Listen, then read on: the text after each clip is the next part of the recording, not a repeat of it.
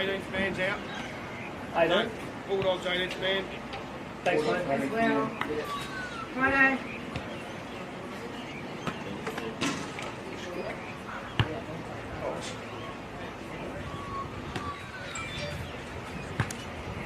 So that's the 18th man on both sides. He's out.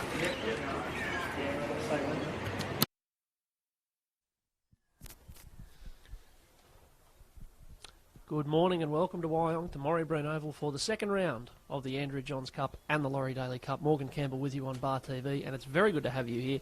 And the good news, as it was last week, is that it's not too hot for this summer football. We've got the under-16s, the Andrew Johns Cup, and the under-18s, the Laurie Daily Cup today between the Central Coast Roosters and the North Coast Bulldogs. Now, the way it's going to work, the same as last week, the Andrew Johns Cup's going to kick off in a couple of minutes. That's at 10 o'clock. And then at 20 past 11, the Laurie Daily Cup will kick off. These sides last week, of course, in this competition, North Coast had a draw against Parramatta 16-all. Greater Northern got the better of the Central Coast 30-10 on this ground. The Central Coast, who didn't have a win in this competition last year, are looking for their first win in the Andrew Johns Cup for this season and indeed ever. My name's Morgan Campbell, but I've got Brady Evans with me. And Brady, what are you expecting, or what are you looking forward to out of this morning's football? I think it should be a good calibre of rugby league today. Just going off last week's results and the performances from both teams, I think there'll be a good showing. Obviously, both teams looking to impress, with NRL clubs looking on. Yeah, I think that's right. I said last week, that there'll be player agents watching at home, and if you are watching at home, get the black book ready, because there's plenty of talent out here on display. We might run through the sides. I'll have a look at the Central Coast side first of all. Number 1, Jack Granger. Number 2, Bo Newlands. Number 3, Cade Broadley. Number 4, Nash Doric Maven. 5, Drew James. 6, Fletcher Powell. 7, Max Hong. 8, Simon Party. 9, Cooper Corcoran. 10, Marlon Guest. 11, Dean Edginton. 12, Nicholas Elwyn. 13, Talon Worrell. And on the bench for them, 14, Blake Clapham. 15, Ben Schmidt. 16, Nicholas Shearman. 17, Tamana Henry. And we believe the 18, Jake Martin, has dropped off that bench. Now, Brady, I might get you to look through the North Coast Bulldogs side. Too easy. Number 1, Malachi Donovan. Number 2, O'Shea Tyman. 3, Mitchell Clark. 4, Bailey Thompson. 5, Tyrrell Dungay. 6, Joe Lewis. 7, Riley Gribb. 8, Damon Allison. 9, Grady Spokes. 10, Travis Downton. 11, Jackson Longer. 12, Ben Brennan. 13, Harry Grant. 14, Tim Bull. 15, Bailey Whitby. 16, Lachlan Morgan Monk. 17, Joe Mitchell, and the 18th man, Dante Wilson-Ho. As I said earlier on, these two sides representing very proud rugby league regions. The Central Coast have produced plenty of first graders over the year. You don't have to look that far back. People like Mark O'Mealy, Matt Orford, and in the current competition, James Maloney, Connor Watson, those sort of players. And of course, for the North Coast, who have got places like Kempsey and Maxville in their ranks, you'd only have to look at the Australian captain, Greg Inglis. So there's plenty of encouragement out there for these young players trying to make their name in rugby league. Absolutely. Very, as you said, heartlands of rugby league. And they'll be looking to put on a show today. They've had to travel, I should say. If you look through that North Coast side, they've got players from Kempsey, Sawtell, Wauchope, Port Macquarie, Wingham, Old Bar, Port Macquarie. So they've come from a long way to be here today. And that probably means they'll be fairly serious about it. You don't commit to these representative competitions unless you mean business. And we're about to see the Central Coast side make their way onto the field with a guard of honour, presumably from the 18s. Out they come. They didn't get the win last week, but they competed very strongly against a good Greater Northern Tigers side. And maybe today's the day for their under-16s team. Down in front of us, here come the North Coast Bulldogs. They're also getting a good round of applause from their under-18 colleagues. And they're led out by the captain, Malachi Donovan. So it's all very civilised. We're going to see a handshake before the brutality starts. Brady. I'm very ready to see some of these big boys go at each other. But, yeah, very, very low-key start to this. Yeah, there's some big units out there. We were just watching the North Coast side warm up, and there's a couple I don't think I'd want running at me. And the same thing in the Central Coast side. There's a couple of fellas out there who did some real damage last week, and you'd expect them to do some real damage again today. Our referees, incidentally, our referee is Jake Ebe, and the touch judges Jack Greentree and Flynn Conroy, who you'll see out there on the field at the moment. And all is in readiness for what should be a very entertaining morning's football. Thank you for having us on Bar TV. There's absolutely no reason to go anywhere today, because once these two games are over, you've also got Greater Northern up against the Knights up at Scone, 12 o'clock and 1:20. Parramatta and Northern Rivers are playing at Guildford, 1:30 and 3 o'clock. And, of course, there's all those games in the Southern Pool as well. Monaro and the Tigers, Riverina and Western Division, and Penrith and South Coast Illawarra. So there's plenty of football happening today, and you'll catch it all on the CRL website and, indeed, on Bar TV. So the ball's on the tee. We won't have any trouble spotting Malachi Donovan today with that headgear. And we are away in round 2 in the Andrew Johns Cup.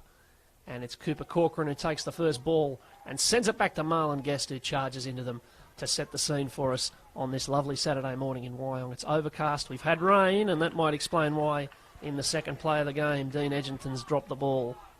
I think we might see some mistakes today because you would expect it to be fairly greasy out there. Definitely quite wet still out on the field, although terrific surface here at Morrie Breen, and I don't think there'll be too much water lying on the surface, but still quite damp. Yeah, we had a very unhelpful shower about 5 minutes before kickoff. It absolutely bucketed down for about 30 seconds. And so that's just maybe put a little layer of water. Here's Donovan picking it up at the base of the scrum and going himself here. And straight away, the North Coast attacking that left edge where they had some success last week. The dummy half is Spokes. And he goes across there to the number 10, Travis Downtown. A wonderful name for a rugby league player. Out the back there to Donovan. Still going Donovan. He looks elusive. He looks like he's going to be a threat today as the sun just pokes out. Spokes at dummy half. Goes short. That's Allison. And he's held up by a committee of Roosters players. He wasn't too far away. They're keeping it tight here. That's the 10 again. That's Downtown. He's already thrown one offload, but not this time. They've got tackles in hand here, and they're setting up to the right. It's fired over the top there. It's hit the ground. This is Tyman coming in field. And he won't go any further. They'll work to the right. This is Lewis. Lewis, it's a good ball. It's going to be a try in the corner. Oh, no, it's not. There's a flag up over there. The touchy saw it. He was in a good position, and the flag went to the sky. So Central Coast survive an early threat.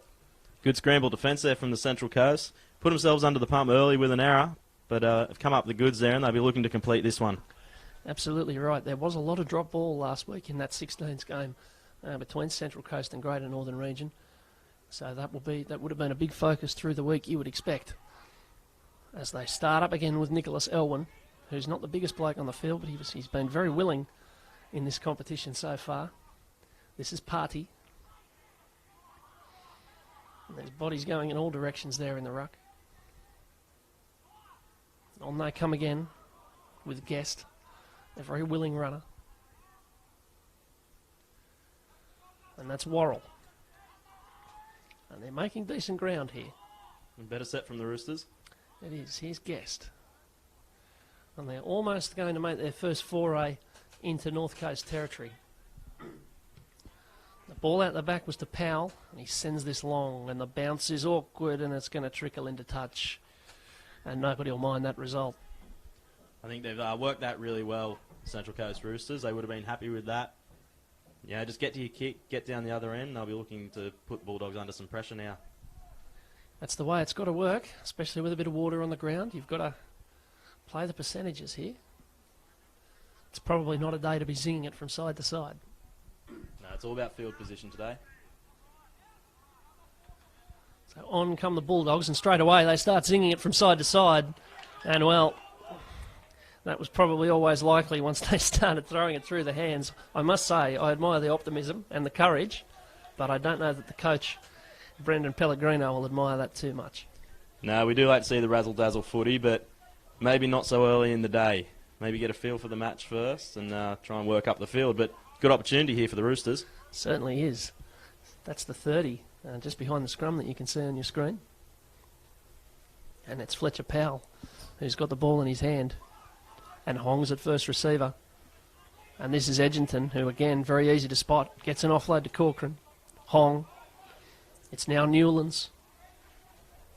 He's been moved to the wing this week after playing fullback last week. Now here's Party, up the middle. And they're set up very deep to the right here. Here's Powell. That's a good ball to Elwyn.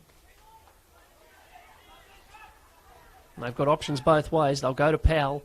He's got Hong. He cuts him out.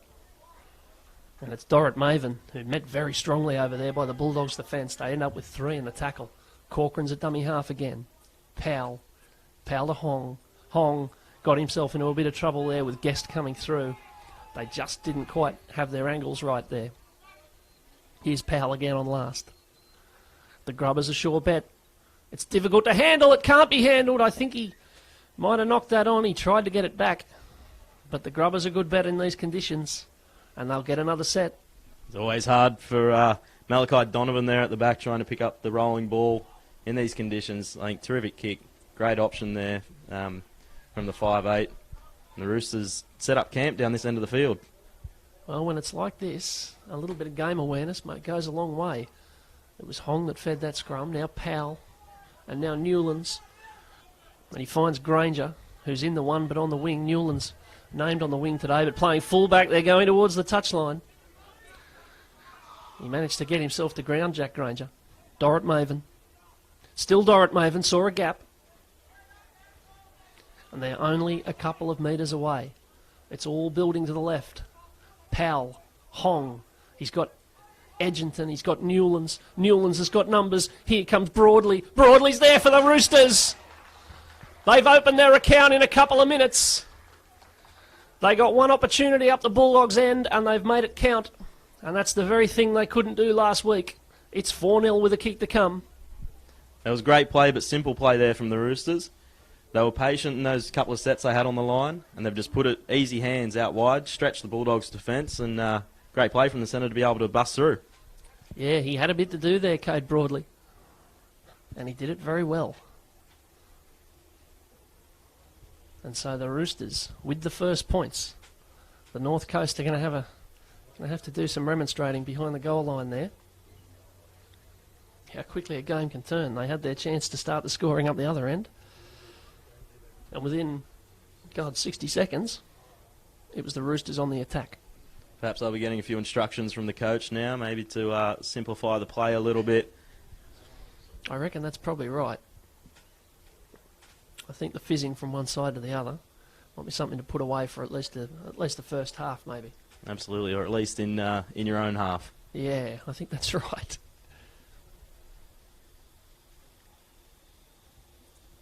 So the Roosters with I'm loath to say this for fear of the commentator's curse, but a relatively simple kick. No, he's no chance now. Yeah, no, he'd be flat out if he kicks it. Let's see, I hope I haven't put the mock on him.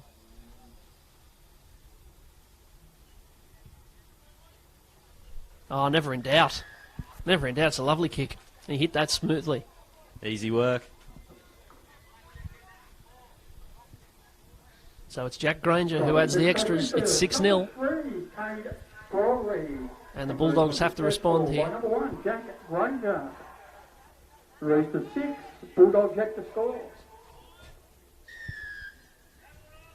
Off we go again. It's a deeper kickoff this time by Donovan. And it was taken very well by Granger, and he sends Party back at them. He wound up there. Corcoran. That'll be Elwyn. And the Roosters bringing it away. This is Guest. Running hard again. And they're not making bad ground here. They'll go to Hong. And this is Broadley. He's already got a try and he slices through again. Here comes Drew James down the wing. Great tackle. Great tackle by Malachi Donovan. He grasped him with the first contact. Here's Edgerton and Donovan's in there again. The captain leading here. Corcoran away to Hong. In behind. They know there's no fullback. James is coming through. But the Bulldogs fall on it. There's a bit of presence of mind there. I think it's Joe Lewis who's ended up with the ball. Perfect set after points there. Make the Bulldogs work it out their own end. It certainly was, with a bit of attacking spark. They're going to have to keep an eye on Cade Broadley. But what about the tackle by Donovan? He jolted him to the ground. And the follow-up effort as well wasn't bad. Absolutely, he's in everything. Now, this is Brennan. And there'll be a penalty to the Bulldogs. And that was reward for a good carry. It was Harry Grant, in fact, who made it. I think the Bulldogs will relish this opportunity just to slow the play down a little bit, get themselves back into the arm wrestle. I think that's probably right. They're going to get a look at some territory. Having conceded the first try, chance to maybe square things up. And it's Spokes and downtown. And he does go downtown. It's about 15 metres on that run. It's a great carry. Now Brennan and Grant.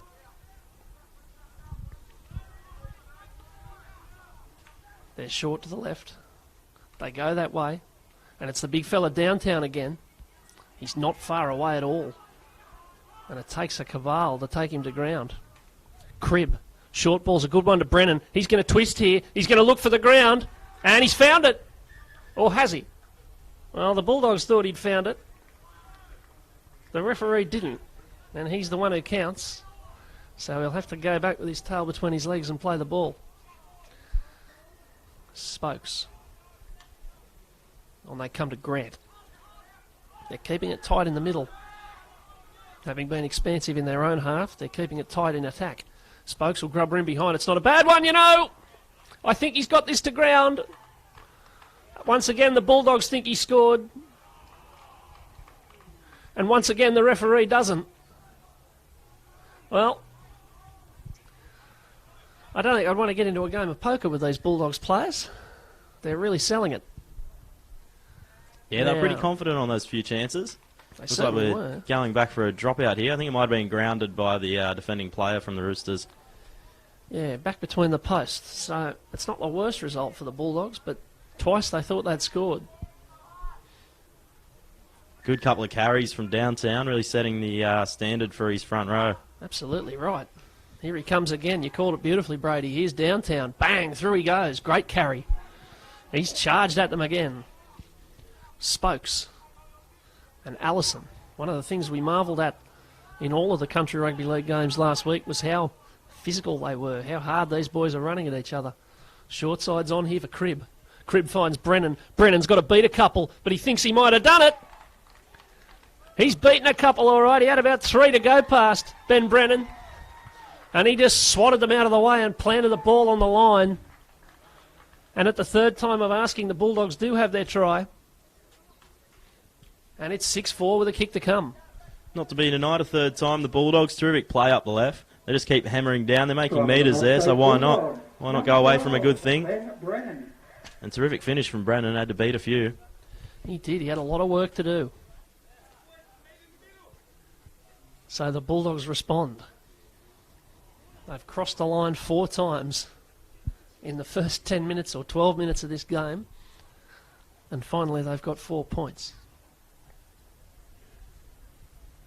Now it's O'Shea Tyman who's going to attempt this kick from about a metre in from the left-hand touchline. As the sun has well and truly come out now, I might have called it too early when I said it wasn't too hot. Here comes Tyman. Wasn't the worst connection, but the angle was always off, so it's waved away. We've had 13 minutes on Bar TV, and it's the Roosters leading 6 points to 4. But, Brady, we're seeing a good contest early on here. Absolutely, a bit end-to-end. Hopefully we'll be able to settle into a good contest of rugby league. I think both sides just looking to complete. I think that shows once they've completed, they've made metres quite easy. Yeah, as we forecast in the preview that both these sides have got big sets of forwards, and that's certainly been borne out. There's some big runs being made out there, and a few big tackles as well. And this might be one of them, as they wind up again. The North Coast Bulldogs, assembled from all over the North Coast region. Would have been difficult for them to get together and train. We heard that the Greater Northern side were training for 5 hours on a Sunday, as that's a good run and a good shot. It was Grant with the run and Guest with the tackle. Now the try scorer comes forward, that's Brennan. And Spokes is scheming at dummy half. And that's a clever kick in the circumstances. Newlands has to go and retrieve. And it's Spokes who leads the chase and brings him to ground. That's what you want to see from your spine. I said another great set from the Bulldogs. Safety first football. Again, easy meters up the middle and finished off with a good kick and a great chase. So Hong, deputising at dummy half, goes across to Edgerton, who really does get the hair wishing through the sky. And now this is Broadley. And they've called 6 to go there. They've got a touch. So Newlands finds Hong, finds Party. And on he comes again. Look at the numbers in that tackle.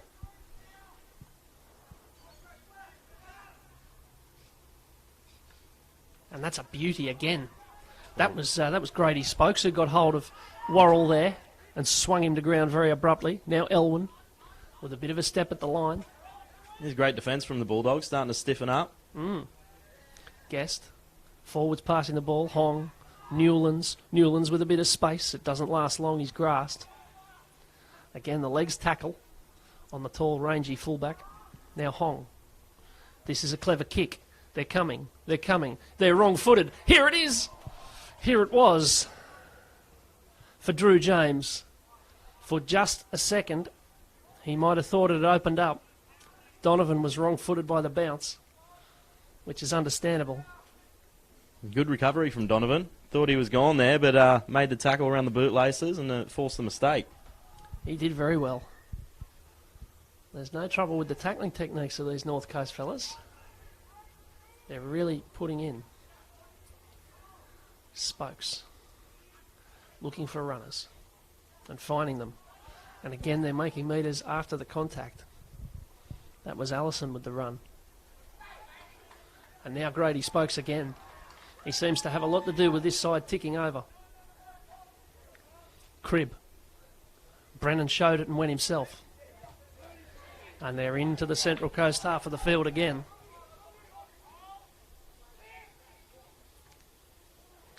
That's a good ball. Here comes Clark. He's got numbers both ways. He might not need them, Mitchell Clark.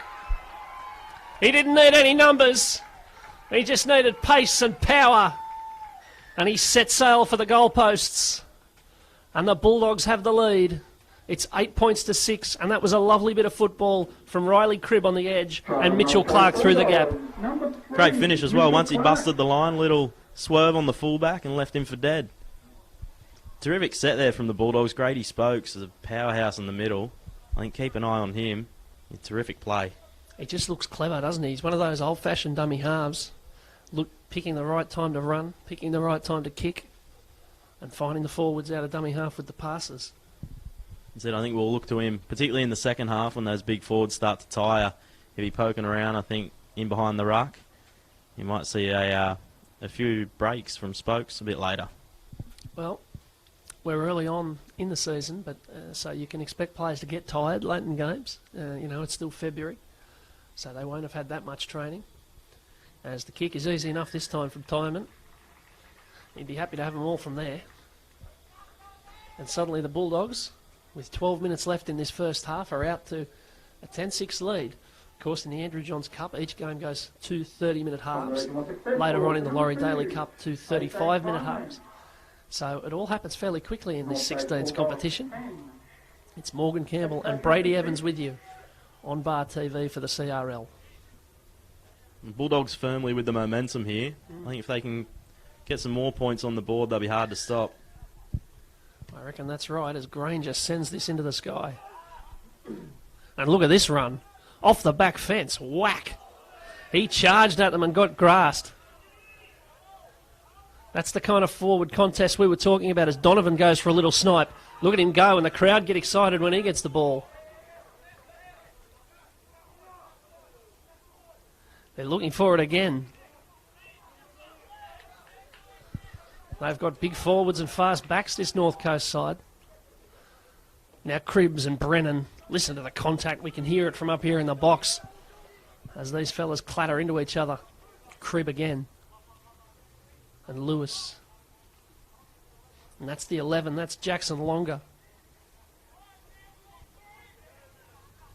They'll work to the short side now. Lewis. Here comes Donovan chasing through. Newlands has got to be good. He's bowled middle stump. James will go back. The Bulldogs will chase. And they'll grass him, but not inside the in goal. He's got himself out. Well done, Drew James. And it's Granger on for the Roosters, and they're going to get a very, very relieving penalty for offside. The Bulldogs players just a little bit too keen there, and Brady, how they needed that. Yeah, they'd be very thankful for that one. The Bulldogs were making it look easy through the middle there. And great kick. It's the fullback not quite getting behind it, but good clean up from the winger. So there's a few replacements coming onto the field. We've seen a couple of big runs from Bailey Whitby. And now that looks like the 14, Blake Clapham. Or in fact, the 16, Nicholas Shearman, who took a run. Now Edginton. Making good ground here, the Roosters. This might be Shearman again lining up. Look at him go. Straight up the middle, Nicholas Shearman. Beat a couple and went on a break. Great run there from the big fella. Well, again, it was Donovan called into action in defence. Now it's the Roosters. Back inside goes Dorrit Maven. It was Newlands again promoting the ball up in the line. And they've got last tackle with Hong. And you've got Newlands and Elwyn chasing this. Donovan under it. Newlands in the end didn't contest it. Donovan threw a very audacious pass, and suddenly they're off down the wing, the North Coast Bulldogs. Oh, what about this? Off goes Tyrrell Dungay. He got a couple of tries last week, and he is going to score underneath the posts from almost their own line. What a bit of play. We said keep it tight with a bit of water on the field. None of that for Malachi Donovan. He flicked the pass away, and Dungay set sail, and they were never catching him. Terrific play from Donovan. First of all, the take wasn't easy, contested bomb, and then just the read of the play to notice that the winger was in off the line and hands it out to his own winger and clean set of heels. They weren't going to catch him. I take back everything I said. Forget about keeping it tight, keeping it in the middle. Forget all that rubbish. Just chuck it around. It's working for them. We're happy to see that. That's what the fans like to see. Well, it's good entertainment for people watching at home. Streaming on the CRL website. The traffic will be going through the roof if we keep seeing tries like that. You can tell already for this North Coast side, anywhere on the field is an attacking position. And O'Shea Tyerman, for the second time in not too long, can send this through the post and extend the lead. The Roosters would have been feeling okay a minute ago. Suddenly, they're 16-6 down. It's hard to stop that momentum once it gets rolling. It looked like they might have come away with it there with the big run through the middle. Conversion was successful. O'Shea Tyerman. Yeah, well, every time they get the ball, they look all right. They're making ground, they're making half breaks and that sort of thing. But the Bulldogs just a bit too much firepower at the moment. See a bit of class from the 9 and the fullback, Donovan. So off we go again. Granger will be sick of kicking off here. It's going to be too much practice. Now look at this fella coming back. Oh, he didn't get the ball. And it's a shame it was Bailey Whitby again. And he was at top speed as he looked to take the first hit up. Now here's Allison. And they're up to the 40 on the second tackle. Spokes picked a gap. Lewis deputises. Now there's going to be an inside ball to Donovan. If he gets past that first man, there'll be trouble. He couldn't get past Edginton, who made a good tackle. They've got tackles in hand, though, and they've got even more now, as they've got another penalty. Just a bit too long on the ball there. They look dangerous in behind the ruck. Once we see Spokes and Donovan combining again, it's good to watch. Here comes Whitby. He looks very keen, off the bench and charging. Didn't quite get the wind up that time. Allison. Well met up top. The second effort will draw a penalty, though. And that was fairly foreseeable there. Tamana Henry hit him hard and then came again, and it was the coming again that caused the trouble. And, well, Ben Brennan, I don't know if you caught that. I'm not sure if you caught that, Brady, but Ben Brennan came charging in from almost the wing to say we want to take the 2, and then apparently got overruled. As here's Grant. They'll start again, 16-6 with about 5 to go. Spokes. Whitby. Good run from Whitby after being caught flat-footed. Or as he starts getting driven back there. It's the second time that's happened. He hasn't expected it, but he was he carried on. Now here's a ball out the back. This is a chance. This is a chance for Mitchell Clark. He's got 2 in not very long. And that was a bit too simple. Yeah, but he's a really strong runner of the ball, Mitchell Clark. It'd be tough to bring down. Quite large for a centre. Big, hard running. He's causing some grief out there. Again, it's that left-hand side. They got all the tries last week, and they're doing it again. Mitchell Clark, Bailey, and Tyrrell Dungay. Coast Bulldogs. Number 3, Mitchell Clark. And suddenly, blink of an eye stuff, 20 points to 6 with the kick to come. The Roosters will be wondering what the hell happened. Yeah, after starting so well, they find themselves backs against the wall right now. I think they just want to get in the sheds for half time and hopefully come out a different team in the second period. Now, a couple of penalties that they didn't need, a couple of mistakes, a couple of missed tackles, and suddenly the game can get away from you very quickly. And that's what they're finding here. Absolutely. And yet again, the kick goes over. Tyman's hitting them well now after that first tough chance from the sideline. It is 22 points to 6 with just under 5 minutes to go in the first half. Yeah, the Roosters really need to hold on here, not concede another one before the half-time break and give themselves a chance in the second half. I think that's it, isn't it? They seem that the Bulldogs really attacking in waves. And, well, the Roosters, as you say, just need to put their foot on the ball for a minute, get to half-time and try and steady. And you noted this left edge for the Bulldogs. I think this right edge from the Roosters, just has to really step up. Now, Whitby, this is what he's been looking for. Whack, here he comes. And he's met strongly. It's one of the things we've seen in this competition. Often it's the fellas who've been waiting on the bench who are really coming on and charging at the opposition. They get a bit wound up, a bit bottled up, sitting on the chairs on the sideline. Well, that's it. I think every player on the bench will be looking to make an impact as soon as they get a chance on the field, and that's what we've seen from them. Bad enough you've got to travel 5 hours or 6 hours to a game, but then make you wait an extra 10 minutes on the bench. It's a bit too much. As here's the kick. Yet again, Donovan leads the chase. Newland's got some work to do here, but instead all he has to do is just watch that trickle all the way into the car park almost. He put a bit too much on that to Joe Lewis. And that might be the little breather that the Roosters needed. Yeah, you see the fall's just getting a little slow here to get back on side, taking up all the time they can. Well, they just got to hold on to this. They've got to hold on to the ball here.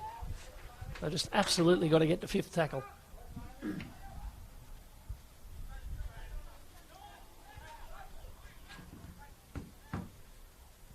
This will be Newlands looking for a run. He's very easy to spot. As I said before, he's a very rangy character. Corcoran's at dummy half. And this is the big runner, Nicholas Shearman, who's already done a bit of damage so far. They look all right like this, don't they? Up the middle. This is better from the Roosters. Even if they could get some more points on the board right now, I think they'd be very thankful for that. Well, that'd be a bonus at this stage. Here's Hong, Edgerton. Edgerton beating one. That was knocked down. They'll get another set. And Hong. Did they rule 6 to go there? They should have done. It looked like it was knocked down. Yeah, definitely looked like a hand in there.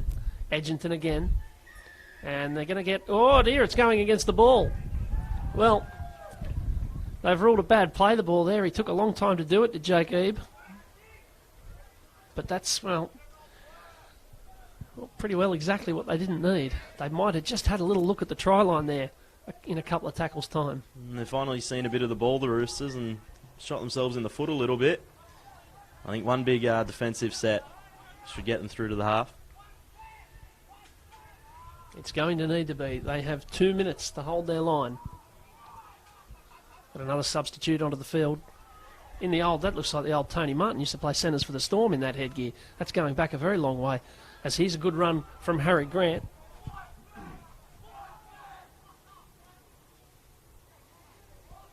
This is downtown. Throws a fairly awful looking offload out the back, but it's quite effective. As here's Spokes. This is the threat. He wasn't too far away. They've just got to hold on here, the Roosters.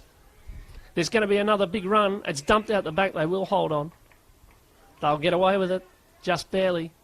And now they'll get to have a scrum feed. And they'll be able to watch the time tick off the clock. There is only 80 seconds that remain. It was an awkward little offload, but it caught the defence a bit unawares. I think they thought the tackle had been completed, and then the ball's popped out at the last second. Yeah, it just dribbled along the ground, but Grady Spokes did very well. He might have just thought for a second that it was on there. Now, they've got a minute. I think the advice from the coach would just be to hang on to this, get to half-time. Drew Edgington, doesn't he run hard? Really accentuated with the hairdo as well. Yeah, that's right. It's the old Sam Tyday effect. As he's Corcoran, really hammered up top. He'll do better than to run it forwards. Now Worrell. And the half has disappeared very quickly as Shearman takes it forward.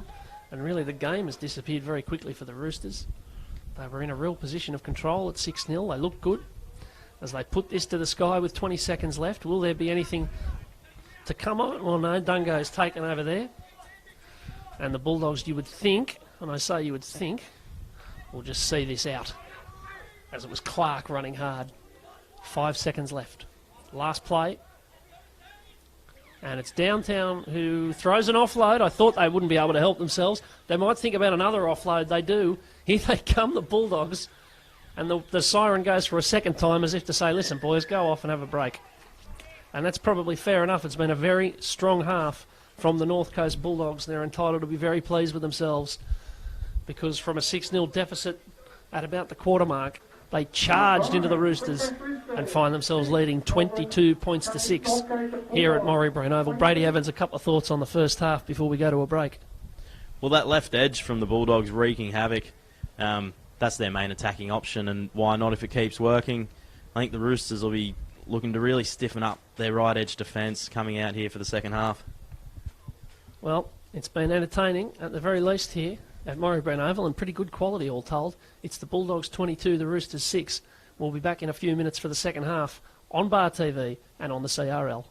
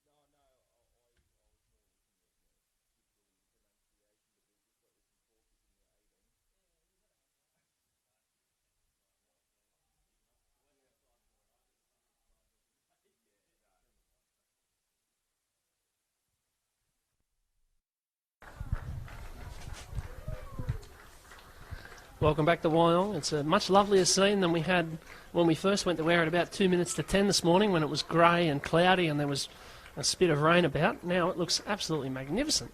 It's a tourist postcard now. And we've got the second half here in the Andrew Johns Cup. The North Coast Bulldogs leading 22 points to 6 over the Central Coast Roosters. There was a veritable avalanche of points in the second half of the first half. And Brady Evans, what have the Roosters got to do to get back in this? I think tougher defence initially, but in particular, shutting down Malachi Donovan. He just looks dangerous every time he touches the footy. Yeah, that's right. Donovan and Spokes seem to be the ones causing all the heartache, don't they? Absolutely. Spokes running in a dummy half. Donovan sniffing about in the middle.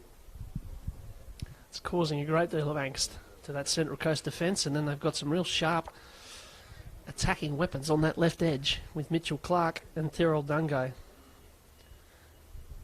I think that try we saw early in the first half is probably about as good as we're going to see in this competition. The long range effort from the round the corner ball, with Tyrrell Dungay streaking down the wing as we're away again in the second half, and it is that man Donovan who brings it back with a bit of gusto too into the Roosters' defence. And they will just have to start again, North Coast, having gone into half-time with their tails very much in the air. I think the coach would have had a good talk into the Roosters players as Grant comes forward. And that's Whitby, who's been very willing since he came on. Stokes. And once again, they're into the Roosters' territory. They're making good ground with the ball. That's it, easy meters. No Spokes again. And Cribb will go to the sky. It's gone almost as far sideways as forwards. And, they're going to get it back. Well, that was a fairly rancid kick, but they're going to get away with it. And it's Lewis who ends up with the ball. And that's the kind of day they've had, I must say, the Bulldogs. Even when things go wrong, they seem to be going right. As there's a daisy cutter tackle from Connor Page-Wilson.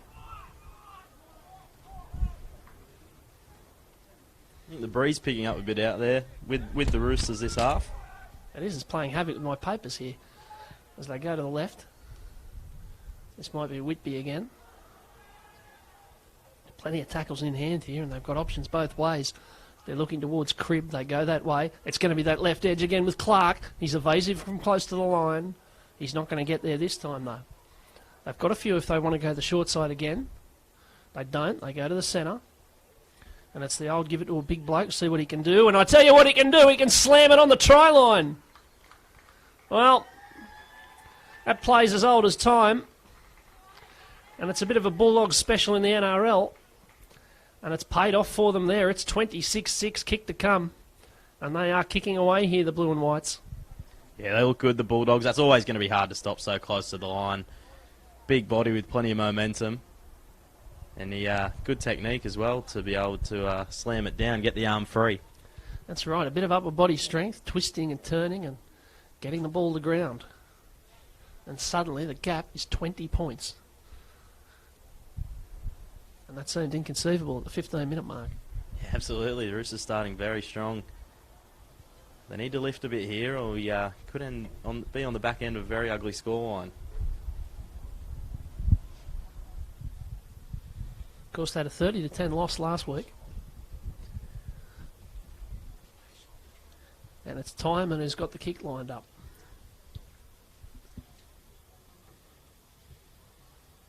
And once again, he puts it over, so it's a 22-point lead now.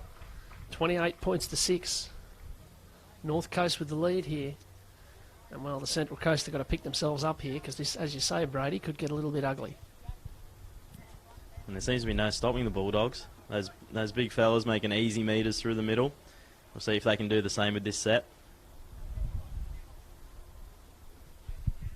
As we talked about, I mean, the Roosters haven't had any trouble getting up the field. They just don't quite have as much, full strike power.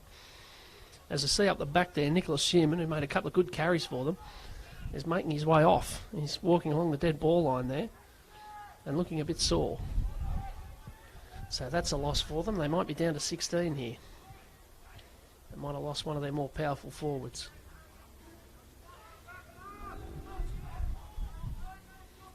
So here come the Bulldogs again. Spokes finding a willing forward. They've had plenty of those. And that one's Harry Grant.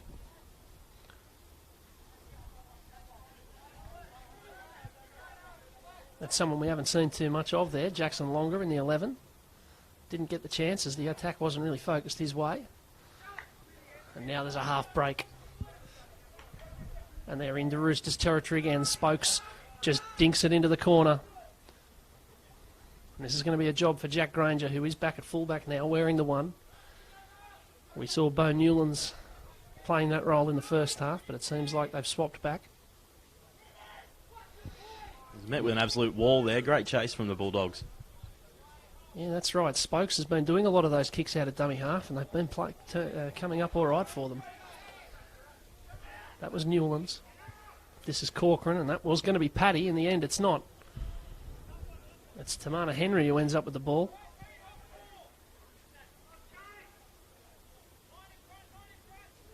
And now the lock forward Worrell, and he spots a half a gap. He had Granger trailing through. They're going to get a penalty here. Yeah, I think Spokes just called offside there in the line. Well, he pulled out of the tackle, but referee still decides to award the penalty. It was a sharp one from Talon Worrell. And Simon Party was ready to go there.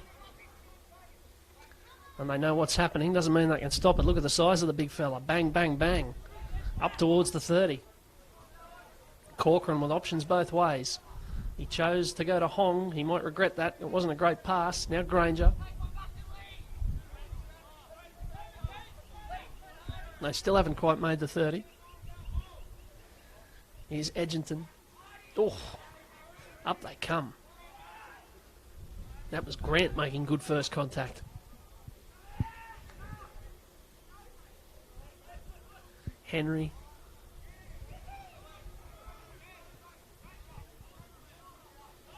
And Powell didn't have anywhere to go. Here's Hong. Well, the dummy was not bad. It looked all right there from Broadley, but it comes to nothing. As the ball came spewing away, and it's of all people Grady Spokes who picks up the ball. And the Bulldogs get it back, and that was a chance for the Roosters. Oof! Don't run into Party. I think's the lesson of that. I wouldn't like to get in front of him. I think, as you said, the Roosters look good with ball in hand. But just defensively, they're just finding it hard to stop these Bulldogs forwards. It's just not quite coming off when they go wide. And now another penalty. Well, it seems obvious to say they didn't need that. They're not even going to go for touch here. They're just going to line them up again. I think a bit dangerous kicking into the breeze at the moment. Here he goes again. We saw a half break a second ago from Joe Mitchell, and he's done it again right up the middle. He's still going Mitchell. He finds Spokes, who seems to be everywhere on the field at the moment. But this is a real chance to swing the killer blow. Donovan, inside ball, intercepted by Broadley, of all people, turning up in the middle of the park. I was expecting that to be a forward. He chased well through the middle and paid dividends in the end. Someone's boots come off and someone's very unhelpfully thrown it to the other side of the field. So there is a player out there with a boot and a sock at the moment. I think it might be Grady Spokes. So I hope he doesn't get trod on. One of those big forwards gets hold of him. Party's looking for a run, doesn't get it because Corcoran decides he wants one. And now Hong will go at the back to Powell and send it downfield. That's got a fair bit behind it, that kick. But I don't know if it's a great idea kicking to Tyrrell Dungay because we know he's got pace.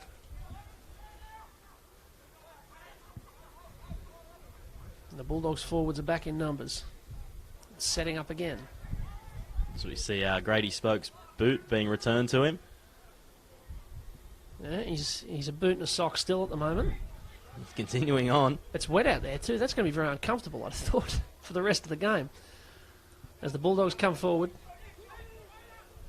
And that was Lewis. And this is Spokes. And the 4 is Bailey Thompson, who hasn't had too much ball. Neither's this man, O'Shea Tyman. His main role today has been putting them between the posts with the boot. Lewis. This is downtown. That's a good ball for Donovan, who's got a lot of pace through the gap. And he's going to score another one for the Bulldogs. Well, he's been looking for that offload all day, Travis Downtown. And Donovan was fired out of a cannon through the hole. And they've kicked well clear now. Downtown's been hard to handle all day. That's probably his 5th or 6th offload. Every carry looks to get that arm free. And once Donovan was through there was no stopping him. He had to beat a few, but did it pretty easily. Certainly did. 32-6. Very impressive display here from North Coast. 32 unanswered points. Now here's Grady Spokes, who is coming from the field carrying his boot. So a job well done. He's been given a rest. He'd probably be disappointed though. I think he's loving it out there at the moment, only to come off for his boot. Seems to be having a good time. He's had a very good game. Little darting runs out of dummy half. He's picked good positions with his kicks. Has always missed. Well, I was about to say O'Shea Tyman will put this through. I'm glad I didn't. Again, just a tough one into the teeth of the breeze there. Just pushed it across the face. You're right, though. There is a bit of breeze out there. And if you don't really kick through the ball, it's easy to hang up in the air and end up anywhere. We've seen it with a few kicks in play as well. They've just held up. So it's, a bit of a skill to be able to kick into the breeze. Well, it's a strange day because it's, balmy and sunny, but with the rain shower just before kick-off, the ground, you'd imagine, is quite wet. Now, this is a very long kick, and it's gone straight through the hands of Malachi Donovan. And that's about the first thing that's gone wrong for the Bulldogs for quite a while. They'll have to kick this from under their own posts, and the Roosters can try and muster something here to give themselves some encouragement. It's a shallow kick. It's Corcoran who takes it. See if they can get something going out wide here, the Roosters. Hong's at dummy half. He's got Edgerton. Edgerton met strongly. 3 of them driving him back. Guest is offering himself. So's Powell. And so's Broadley, who's already got one today. And he's still going Broadley. He'll have to go back. Now Party, they're going to try the big bloke tactic. Or at least they were. They'll have to go back. Start again. Just took the momentum away a little bit there as Guest going himself. He had the head down. They're deep to the left here, but they go flat to Party, who has a go from close. They've grasped him, or have they? The Roosters think they've scored, so does the referee. He hit the ground pretty abruptly there, Simon Party, but he's landed on the try line next to the posts. And the Roosters, well, they've got themselves a try. They're back within 22 points. It's 32 points to 10. And that should give them some encouragement at the very least. Yeah, no doubt. They deserve that. The first contact there from defence was terrific. Really cut him in half, but they weren't able to get under the ball and try and hold him up there. Well, the way they jolted him to the ground, I thought surely he hasn't scored. I think just a man of that stature, really hard to pull up in that distance. Well, it's one of the things about these junior competitions is that, it is a bit of a learning experience for all these fellas, and one of those things is it doesn't matter how hard you hit someone, you've got to wrap up the ball. And as much as they far out, they had to go high on Big Party there. Now it's Granger who's got this on the tee. Try to the centre pass Roosters, number 8, Simon Paddy. Most of his kicking today has been from the halfway line, but it was actually his very deep kick-off that gave them that opportunity. And he sent that one through nicely. He does hit them well, Jack Granger. Hey, great 32-12. These games do get away very quickly with the 30-minute halves. We've only got 17 minutes left here. Feels like we've only just started. Of course, after this at 11:20, we've got the Laurie Daily Cup, the same teams again. Central Coast Roosters and the North Coast Bulldogs. We've got games all day on Bar TV and on the CRL website from both the northern and the southern pool. So really, you can just park it up with a couple of bags of Doritos and settle in for junior football until the sun goes down, if that's your persuasion. Eat responsibly, as here's Broadley. And they'll get a penalty, so maybe a little bit of momentum here for the Roosters. They need better than a point a minute, but maybe they can just build something here. This will be Guest. They decided not to go for touch with the breeze and being in the middle of the park. That's probably fair enough. Now Corcoran works it to Edgerton. Edgerton winding up. He's been very willing today. Correct me if I'm wrong, Brady. I don't think he's had a break. And, of course, as soon as I give him a wrap, the ball comes out. It'll be a scrum to the Bulldogs. Yeah, you put the mocker on him there. Sure enough. But he's been always first to go with rolling up the sleeves, taking a few runs. I think every set he gets his hands on the balls. Yeah, he's been carting it up all day. Now, what's going on here? There's a lot of shouting happening out there. I think there was a concern about marking. The Bulldogs have got 4 on one side of the ruck. They've got 4 set out down the short side, and then, of course, they go to the open side, 1 out, as Donovan goes on a weaving run. He's still going, Donovan. Well, that was a bit of a 3-card trick from the Bulldogs. And they come forward with Downtown. That's the 14, Tim Bull, on the field. Hitting the 17, Joe Mitchell, who's been an evasive runner, and for a second there, he might have had a sniff at the try line. Bull's got options to the right. He goes to Lewis. Lewis goes out the back. It's a good ball. The dummy and go. It's come out. There'll be a decision here for the referee. The Bulldogs think it's a try. So does the referee. Bailey Thompson's got one. And as soon as the Roosters developed any momentum, the Bulldogs have come along and snuffed it out. And again, it's out on the edges that they've done the damage. He's done wonderfully to be able to plant that ball. Looked destined to come free, but he must have showed great technique to get over the top of the defender. He did very well, the little dummy. He knew he had the momentum and found his way to the line. I think the weight of possession here for the Bulldogs side really starting to show. The Roosters, I think, really starting to tire now in the latter stages of the match. Yeah, last week they were very competitive, the Roosters. They ended up going down 30-10, but for most of the game it was back and forth, and they were never more than a couple of tries away. Today's just got away from them a little bit, and I suppose the coach will be looking for who keeps pushing hard. As this kick, it's been pushed hard, but it's been pushed to the left there by Tyman. But the score remains 36 points to 12. In the space of about half an hour, the Bulldogs have put on 7 tries. And I think every other team in the competition, when they watch these highlights through the week, might be a little bit nervy about what the Bulldogs have got out wide.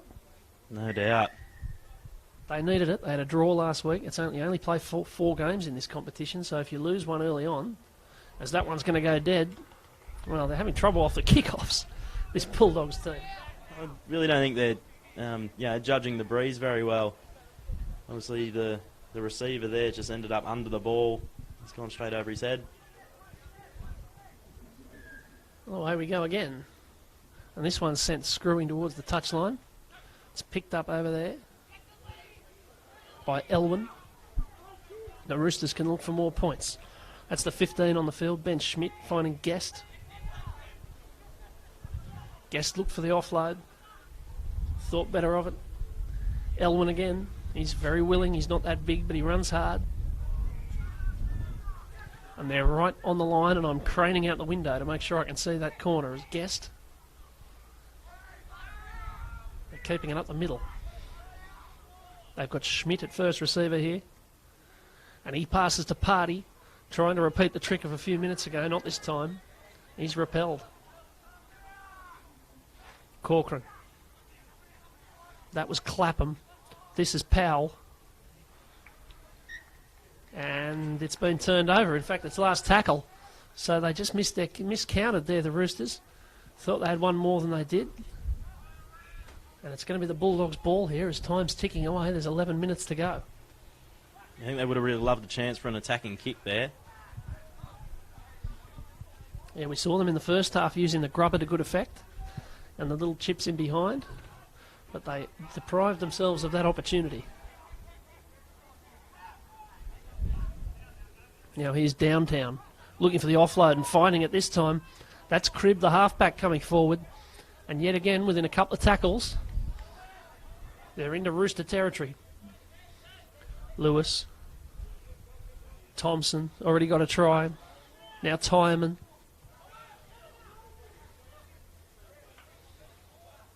Lewis again. 16 is Lachlan Morgan Monk. Bull.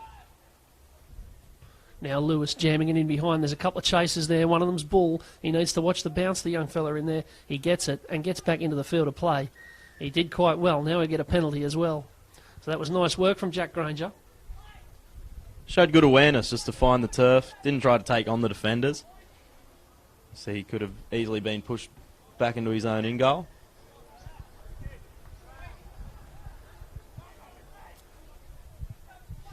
Let's see what they've got here, the Roosters. They've got 10 minutes. They're 24 points behind. But as I say, the coach, Damien Lawler, will be hoping to see a bit of fire. You want to see them keep pushing all the way to full time here. You don't want to see heads dropping and people carting it up at half pace or anything like that. That's absolutely it. Even if the game's gone, you want good signs. This competition's not over for them. They still go into next week looking to put in another strong performance.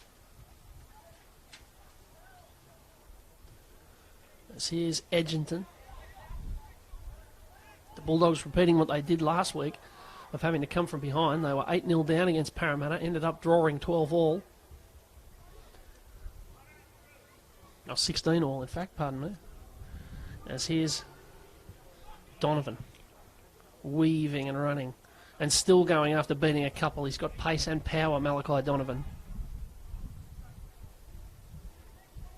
He's been very impressive. He might be one for the Black Book for all the agents who might be watching on Bar TV. It's a pleasure to bring it to you. Morgan Campbell and Brady Evans with you for this and the next. As Bull gets an opportunity. And he didn't mind the look of that open space. They keep going this way. This is Morgan Monk running with high knees. But the ball's come away. So the momentum comes to nothing. And the Roosters are spared more defence. Yeah, once again, easy meters in and around the ruck. Terrific charge by Morgan Monk. Just unfortunate to come up with a little error there in the play of the ball. There haven't been, considering the rain and considering everything, there haven't been too many mistakes. No, we saw a few early, but since then it's been very solid from both teams. The Bulldogs in particular have continued attacking, and they've looked pretty good doing it. Now, Party was aiming up again there, and instead it went to Granger. 8 minutes left. Of course, straight after this, we've got the Laurie Daily Cup. The same team's in action again. The Roosters looking to back up after a big win last week. They only won one game in all of last year's Laurie Daily Cup, but they won from one this season. Having a big upset, 34-26 over the Greater Northern Tigers. So they'll be looking to keep the thing going. But it's the North Coast Bulldogs under 16s who are doing the job here. And they've got another scrum and another chance to attack. And I think their 18s will take a lot of confidence out of just watching this match. Or as we see a little mistake from the base of the scrum. As after we talk about errors, we've had 3 in the space of a minute. As predictable as fish on Good Friday. Unbelievable. And just been saying, God, what a high quality game. There haven't been too many knock-ons. Yeah, very good.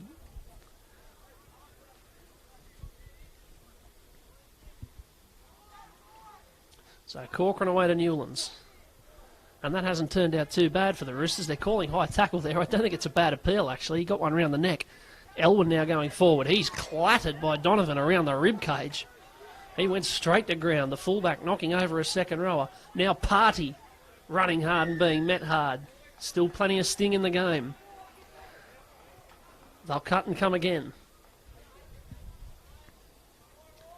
Clapham's going to send this into touch.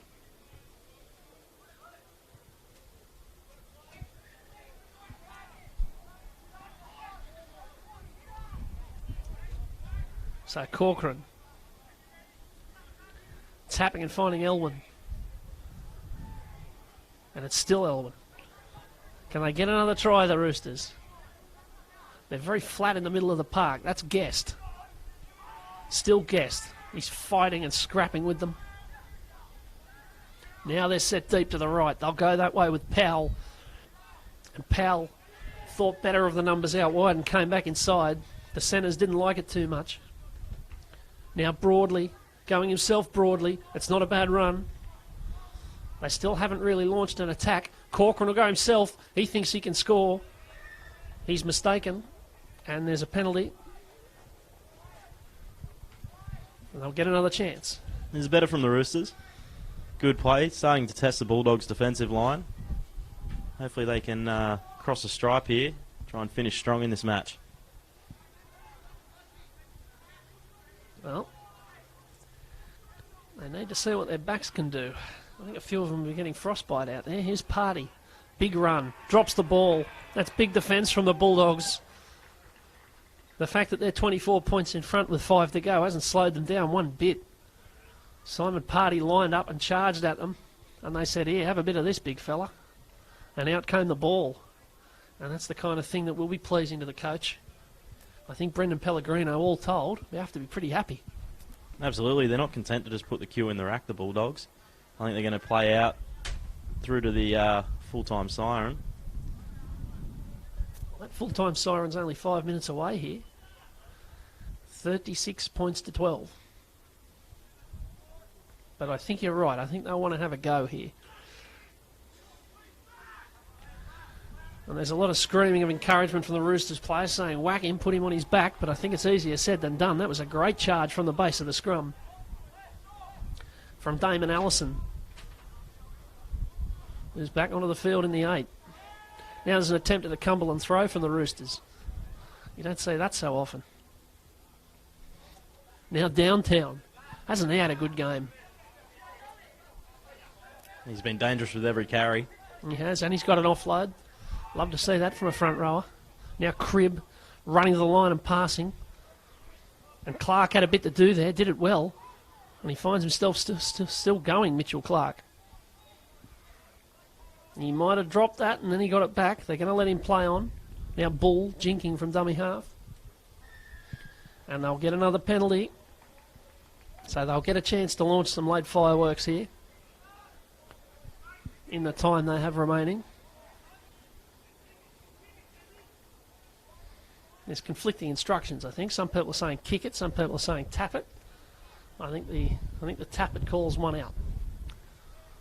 So Cribb finds Allison. Allison's another one. Every time he's picked up the ball, he's gone really strong and made metres. That's Grant.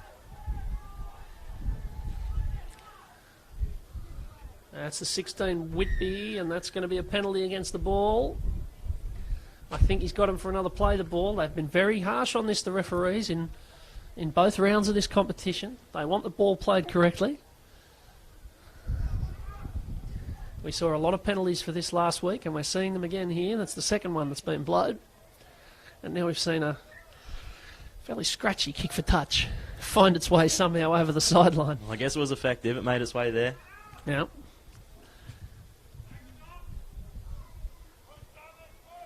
So the Roosters get an opportunity. It's Cade Broadley in these last 2 minutes. But up come the Bulldogs, hitting hard. That was Downtown. Up around the top. Corcoran to Guest. Guest's been willing, and he makes good ground there. Powell's got it. And a good calming influence on the side, Powell, and he's just chipped this in behind. It's trickling. Donovan with work to do. And he's done it quite well. I think he's got himself out. And that's why I'm not a referee. It's a goal line dropout for the Bulldogs. Really smart kick there. And great chase as well. We've seen Donovan be hard to handle, but they're able to wrap him up and force him in his own in-goal. Good result. Well, they've kept at it, the Roosters. They've kept pushing. But there are some encouraging things about their side and about their performance. Now, this is an awkward-looking kick-out, and they've got it back, the Bulldogs. Well, that was clever from Donovan. I'm not sure he intended that, but it's worked. Came slicing off the boot. And the Roosters just clocking off for a second. And now they've given away a penalty, and this last minute of the game will be the Bulldogs to do something with it. Going to launch this up at the commentary box. Wait for the bang. There it is.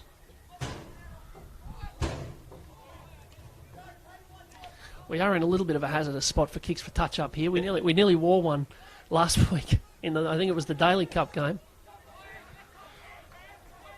I thought better of trying to take the mark with one hand as it goes out the back. And this is Cribb, and he's finding Clark. They'll want to give these outside backs one last chance because this is the sort of thing they can do with Clark bobbing and weaving. Donovan. He's had plenty of runs. He's turned up everywhere.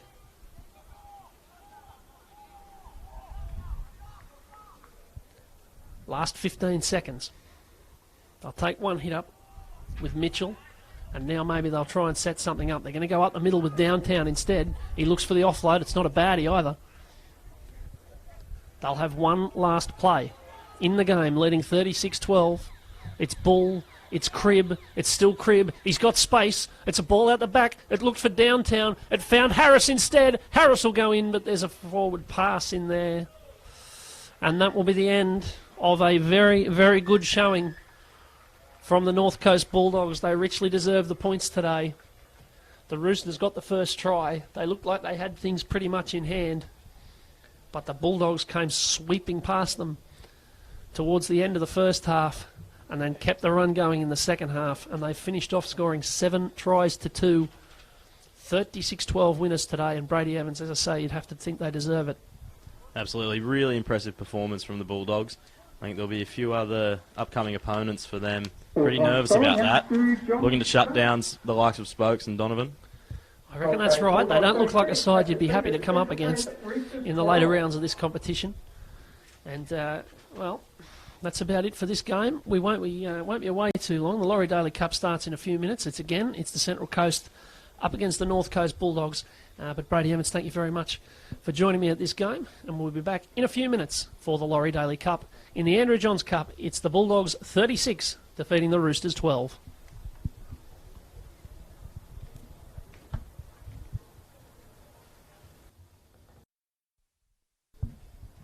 Nice work, mate. Not a bad side. That was really well drilled. I bet I see. Obviously they scored 20 points, but they tackled really well. Really good defensively. That big room array, they eyed him right off. I said, right off. Whack at this. Yeah, it's like take down him. Yeah. Yeah, very impressive. Oh, I mean, if you let him get on a roll, the rest of them get on a roll. Yeah, that's You know, so if you knock him over, then the rest of them don't want to bar it.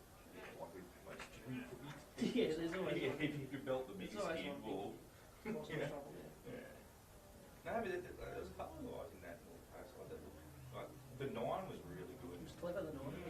He's really sharp. He got them all moving, and Yeah, he was doing smart things. You just tell he understands like his kicking game and everything. I actually didn't mind the bloke that was out on the right here, the little bloke in the headgear. 17, I think he was. Oh yeah, the bloke with the Tony Yeah. Martin. I called him as the Tony Martin headgear. Yes. Remember that? Remember the Oh. orange at the top? Yeah. Do I knew you remember would. the Tony Martin I headgear. reckon. Yeah. He was quite good too. Yeah, he was. He came off the bench. And he was every time he ran it, he was making busts. He made like he runs a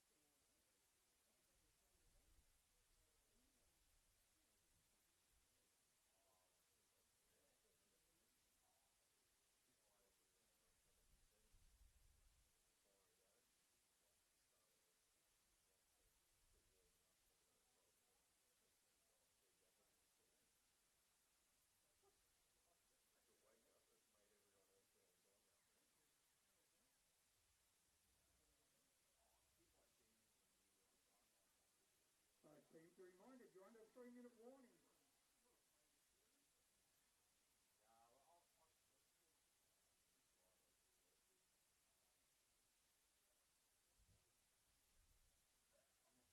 The next game to go underway is the Laurie Daily Cup, representing the Central Coast Roosters. Wearing jersey number 1, Bowen Forshall. Number 2, Lachlan Fisher. Number 3, Cody Boyle. Number 4, Hayden Rosemire. Wearing jersey number 5, Harrison Hacker. Number 6, Regan Harris. Number 7, Riley Stevenson. Number 8, Sione Vanyatu. Number 9, Clint Norris. Wearing jersey number 10, Regan Clark. Number 11, Darby Elton. Number 12, Brock Layla. Wearing jersey number 13, Nathan Ted King. Number 14, Isaac Blackwell. Number 15, Salaviso Hankalo. Number 16, Cooper Page Wilson. And wearing number 17 for the Central Coast Roosters. Well, welcome back to Maury Breen Oval. On a day that is getting better by the minute. The clouds are even disappearing now. Morgan Campbell and Brady Evans with you for the Laurie Daily Cup this time between the Central Coast Roosters and the North Coast Bulldogs. We've just seen the Bulldogs have a big win in the Johns Cup in the under-16s competition.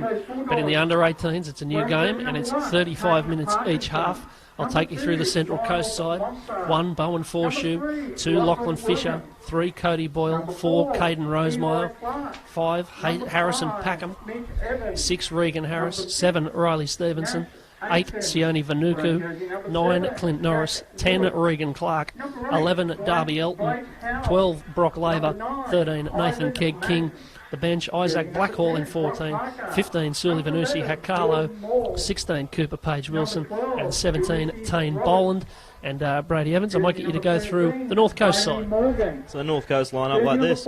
Number 1, Kane Parkinson. Number 2, Miles Moncta. Number 3, Lachlan Williams. 4, Eli Clark. 5, Mitchell Evans. 6, Nash Atkins. 7, Jack Wood. 8, Blake Howe. 9, Ivan Madden. 10, Brock Parker. 12, Ulysses Roberts. 13, Bailey Morgan. And on the bench, they've got Logan James. In the 15, Caden Sakio. 16, Jackson O'Connor. And 17, Reece Kendall. So both sides out on the field. We've seen the victorious North Coast under-16s give a big reception to the Laurie Daily Cup side. They are returning the favour from earlier on. These two teams have travelled a long way to get here, these two North Coast sides. There's players from as far away as Kempsey, Sawtell, places like that, Old Bar. So there's a lot of journeys have been made to get this team on the park today. There's a good contingent of North Coast supporters in the grandstand, and all is in readiness for the second of our double header on Bar TV this morning. It's Morgan Campbell and Brady Evans with you. And of course we've got games all day, all the way until about 5 o'clock. There's football from the Country Rugby League today as away we go, and that is sent soaring into the air. And it's the Roosters who have first use of it. And it's a big carry and a big tackle to start this game. That was Regan Clark bringing it forward. And this is Darby Elton. The Roosters, of course, had a win last week. 34 points to 26 over Greater Northern. They weren't expected to win the game. It was a turnaround on last year's form.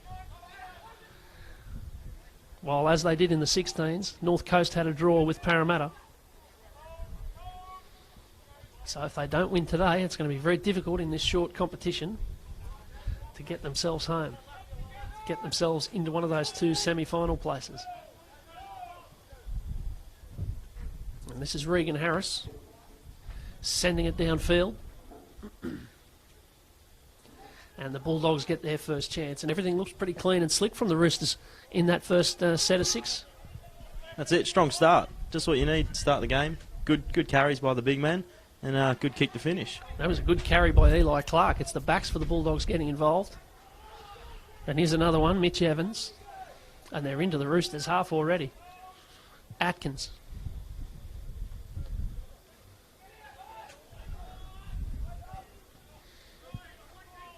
And they've still got tackles in hand. Madden's at dummy half, but he's not going to get it. because it's a penalty right in front. I don't think they'll think about the kick at goal. I think they'll tap and line up again. And sure enough, they do. That's Brock Parker in the headgear coming forward. Madden's a dummy half. Sends it left, and they're advancing here. Madden. Wood. And there's a chance on the back on the inside. It was Atkins who threw the dummy. Madden's got deep to the left. It's Wood again. Wood out the back. He goes short instead to Moore. They've got options. Every time they go wide here, the Bulldogs, they seem well set up early on as Wood goes out the back again to Parkinson. And this time it's been turned over. So as they did in the Johns Cup earlier this morning, the Roosters give their opposition an early chance and get away with it. I'll get it back here, the Bulldogs. Will they just? Well, Might have been a little knock on from the defence. Or perhaps even an accidental offside with the ball ricocheting in between the players. well, they haven't quite got away with it yet.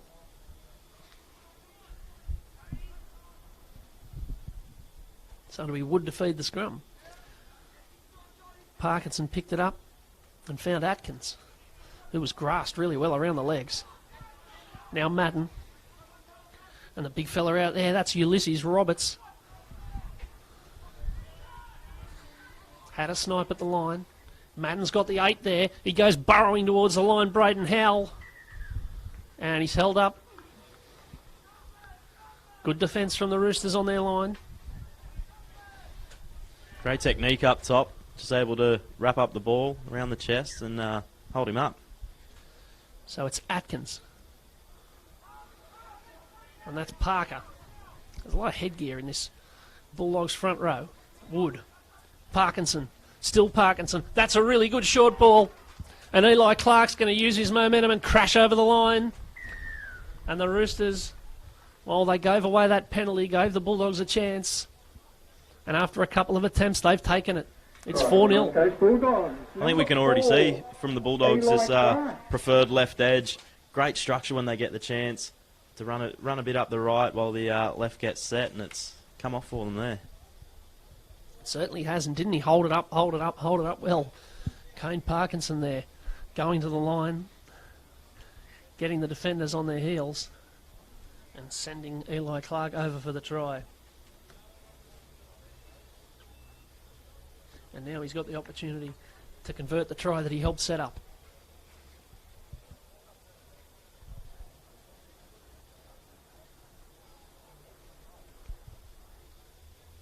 Bulldogs left their run very late. They were still warming up over on the other fields about 2 minutes before kickoff. Yeah, I thought they were going to start without them. There was a chance of that, but they made their way over, ran straight onto the field, and they haven't taken any time getting up the top gear. And here's Parkinson from a very, very small distance in from touch. Oh, he's hit it well, but just not straight. It was a good connection. Absolutely launched it over there. Nearly collected someone behind the goalpost, but unfortunately it was to the left. So it remains 4-0. Bulldogs 4, Roosters yet to score. Strong start here from the Bulldogs. The Roosters just need to get a bit of ball in hand.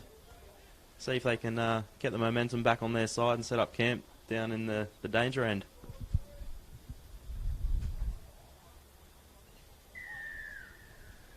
So Regan Harris has the ball on the tee. And he didn't quite make a clean connection. That's a bit awkward over there. It's going to be taken by Madden, who wouldn't have been expecting to need to take that ball. Now there's a knock on in there from Wood. Well, that was just all a little bit messy. There were bodies in the play the ball. And Wood slipped a little bit as he tried to pick that up and then got the fumbles.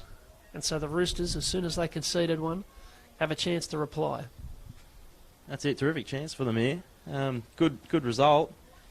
If they can get one back, go in level after conceding first blood.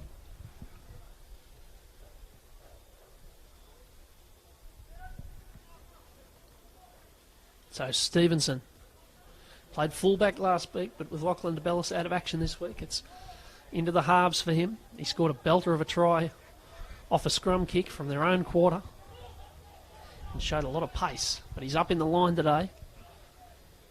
And they're using the ball with Clark. It was Vainuku who passed. You wouldn't expect the pass of someone that big. But it creates doubt. Here's Harris. He's got Vainuku on the inside. He had Forshoe out the back. He went himself. Now Norris. To the open side, to the blind side. It's Vainuku who had it. But it was a bit of a hospital pass. He was right at the line. And they've turned it over the Roosters. Yeah, it just wasn't quite on there. You see Vainuku just slipped to the blind side, looking to take on a few smaller men, but the pass wasn't quite there. Now a penalty. And they can escape their own half again.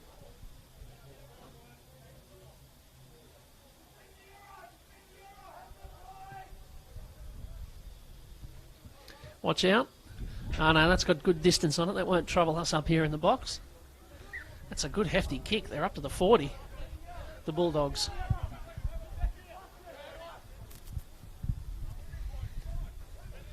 And it's Jordan Moore getting a touch in the 11. He's a good shape for a second rower. And take some handling out there if he winds up. Now Parker. Madden's a dummy half. Finds Wood. And the big 5'8" Atkins found Ulysses Roberts. Madden. Atkins again. This time using the centres on the other side of the field. And they'll get another penalty. He's got them for offside on the blind side. So the Bulldogs again able to set up camp here. The Roosters just inviting the Bulldogs to attack, putting themselves under some early pressure. Absolutely right. It's the last thing they need. Now Madden, this is a burrowing run from the front rower. It's Howells. He's not far away either. We've seen a bit of this. Now Madden. The 13 is Morgan. He's going himself, Morgan. He'll twist and get over the line. And the referee wants none of it. He's going to give a penalty. I think he'll say double movement here. Yep, that's what he's saying. Just that last roll has forced himself that extra movement, the double effort over the goal line. Now, this kick for touch is very ambitious. And, oh, it's going to turn out okay. Well, Miles Monter it was over there on the wing. He made a sterling effort of trying to keep that in. But in the end, I think he was a bit betwixt and between trying to catch it and trying to bat it back. That was Almost a very brave kick for touch. Yeah, a bit ambitious. Into the wind from the middle of the park. And Monter there trying to take the mark in the forward pocket, up above the head. Yeah. So they've got an advanced position here. Here's Stevenson. And that's Laver over on the left-hand side. Stevenson again, getting a lot of touches early. This time he goes himself and he'll regret that because Madden got hold of him. But they get a penalty and there's a bit of clapping going on. The Roosters pretty happy with that. That's 2 penalties on the trot. And the Bulldogs players are saying no piggybacking. It's exactly what they've been doing. The hooker from the Bulldogs here, maybe with a bit of a wrist issue or something. He just seemed to be holding the left arm. Oh, but he makes that tackle. Didn't trouble him there. What a good tackle. He throws himself into those. Harris. Oh, it's turned over. And it's kicked ahead, and there's a chance here for Monter if he gets to this first, which he won't. They might say advantage over. They do, in fact. So that might have been a bit impetuous from the Bulldogs, having had the opportunity from the mistake. Instead of falling on the ball, they've given it back. Now it comes away again, and now it's a penalty again. That's 3 penalties in about 90 seconds. So they're really inviting the Roosters to have a crack at them here. Really to and fro. I think neither team really settled into this one yet. We've had 12 minutes of it. Here's Clark. And they will start from inside the Bulldogs' half. Vainuku. Poof. Good contact up the top. The Bulldogs defenders were brave. Keg King got a try last week. Stevenson.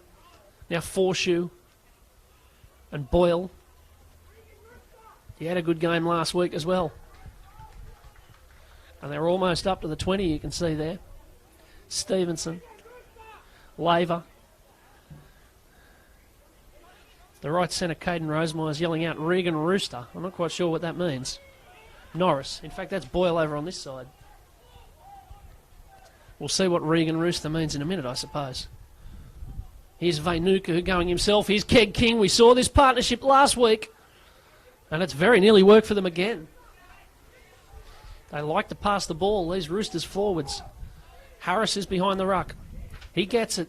He thought about kicking. He thought about passing. He decided to run, and it was a really, really good decision because he's got it down. He got one last week in that situation, Harris, where he had a couple of options and chose the right one, and he's done it again to square the game. And in the lead up to that one, Vainuku, the danger man. Yeah, showing terrific skill set for a big man with a bit of a pass in his game. Bit of ball playing ability. Really special to see. Well, they built that and built that well. They loved that play of Vainuku passing to Keg King. They got across doing that last week. And they very nearly did it again, but it gave them the space and momentum to set up on that right-hand side. And now Regan Harris has a chance to convert his own try. Yeah, I think we'll see plenty more of that interplay between the forwards. Always a bit harder to stop when you're not expecting the pass to come away. You're not able to number up on the big man. Let's see what Harris can do here. I'm not going to make a forecast about this kick. There shall be no cursing. It's there.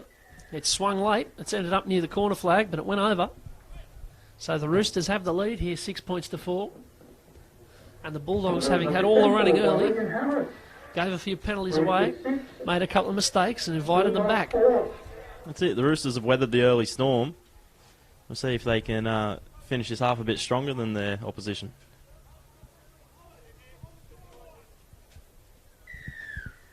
We're not even a quarter of the way into the game yet, and we've seen plenty of action. Now look at this kick. That's absolutely sent into orbit.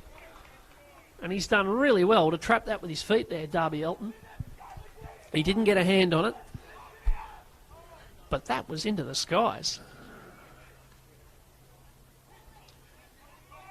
And it's set them back here, the Roosters. They're only on their 10 after 2 plays.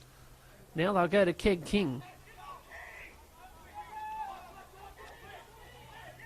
Short side's on. Elton.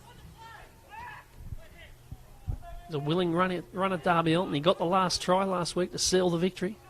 Harris. That's a big shot on Clark. I'll get the number of who made that. I think it was Parker. It was front rower on front rower. Now Harris. It wasn't the best strike. And Parkinson can pick it up. It's a good spot up here in the commentary box at Maurie Brenover. You can hear every word said out on the field. And both sides are very vocal. They both mean this. It's Evans. Madden at dummy half. Bit of pace there from Lachlan Williams. That's his first touch today. And didn't he wind up? Now Madden again. Morgan. Here we go, Bulldogs on the march. They've got numbers left. They go right. Madden scampering. Still going Madden. It's a really good run from the dummy half. He wasn't far away. He picked a good time to run. Atkins is at dummy half. Flat ball. They're nearly there. They're held up in a great tackle. It was Ulysses Roberts who just threw his full frame at the try line. And a subcommittee of Roosters players kept him out. Well done. Defending their line with a bit of pride there, the Roosters. How about that individual play from Madden, just taking it straight out of dummy half, taking it upon himself. Good footwork as well. He looks lively, doesn't he? He tackles well and he runs well. Keep an eye on him when he throws himself into those legs tackles. He's really jolted a couple of people already.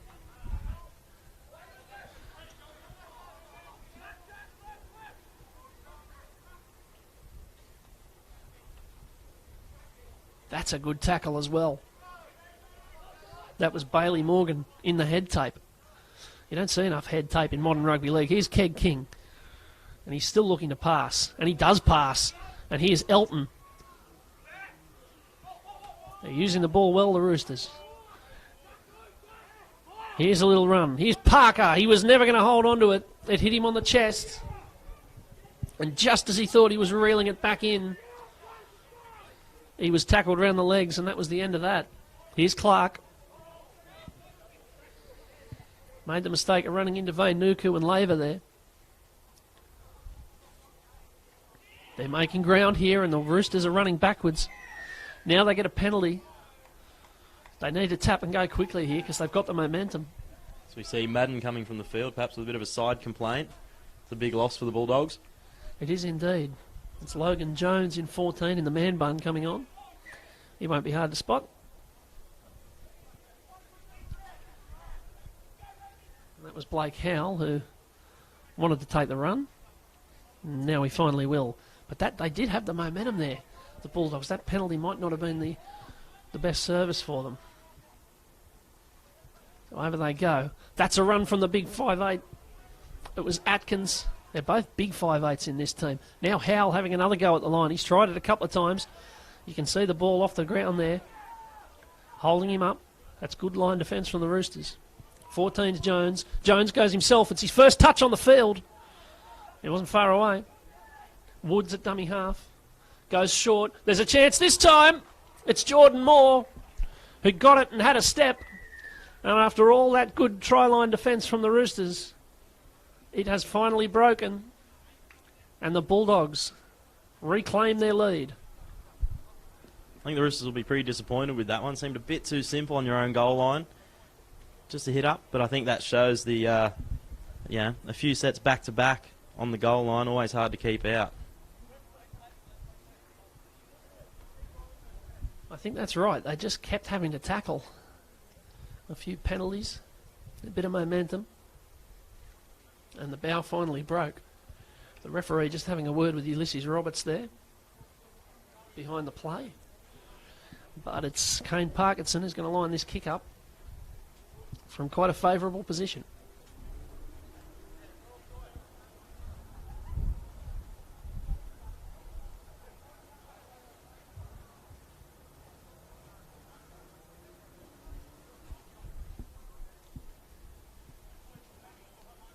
Let's see what he can do.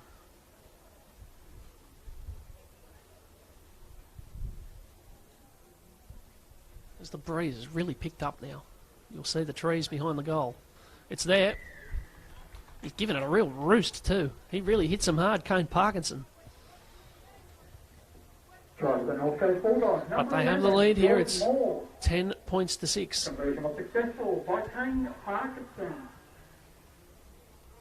And this is a good contest, Brady. These teams really, boring into each other. That's it, end-to-end stuff. What we like to see. Hopefully nice tight finish in it. And this is Logan Jones with his second touch. His first one was pretty enterprising, and that's not a bad one either. Taking the run almost down the touchline off the kickoff. Look where they start their set. Now Monta. Wrestled back. Clark, the try scorer. And he's got that back really well. It popped out, he reeled it back in. Now Parker. Parker, that's right. Wood is in at dummy half now because of the injury to Madden. And that ball's gone down. They're going to say it went backwards off Morgan, who regathered it. So they've had a couple of near misses in this set, the Bulldogs. And in the end, Nash Atkins wisely decides to just send it downfield. But I think he put a little bit too... I don't know what he had for breakfast, but he put quite a lot on that. And if it hadn't been a fence there, it would have rolled all the way down to Warnervale. Yeah, definitely a bit too much on that one. Again, that breeze at his back, he's just got to reel it in a little bit. The Roosters start from a 20-metre tap. A couple of big boots in this North Coast side. Here's the winger, Lachlan Fisher. He's almost lost that ball as well. Now Elton skipping at the line. It's pretty much all on the left of the ruck, and they go that way. This is Forshoe. The ball goes to ground out there. Packham's got it. It's not quite fluid when they go out the back. They've got a new spine with DeBellis out of the team and Stevenson playing halfback. So Forshoe might have only had a couple of training sessions at fullback in this team. This is Stevenson, and he kicks as he gets to the line. Straight at Parkinson, though, and that might not be advisable. He winds up and goes at them. The forwards get hold of him. This is a scrap on Bar TV. It's very good to have you watching it. Oh, and that's a hint of beyond the horizontal. Only a hint, but it's enough for the referee. They take that fairly seriously, and I think he might even have a word and perhaps put someone on report. That's it. No real malice in that one. Just the momentum of the ball runners got a bit away from him with the low tackle, and obviously the top half being heavier than the bottom half. There's not a lot he could do about that. They pretty much want to eradicate that lifting style of tackle, don't they? That wasn't particularly dangerous, but I think it's the fact that it could become dangerous, that they just... Anytime you see players getting lifted like that, chances are it's going to be blown up. That's it. And the player safety is number one concern, obviously. So Lachlan Williams will tap, and the Bulldogs can have another go here with the magnificently named, I must say, Ulysses Roberts. Very grand name. Now Morgan.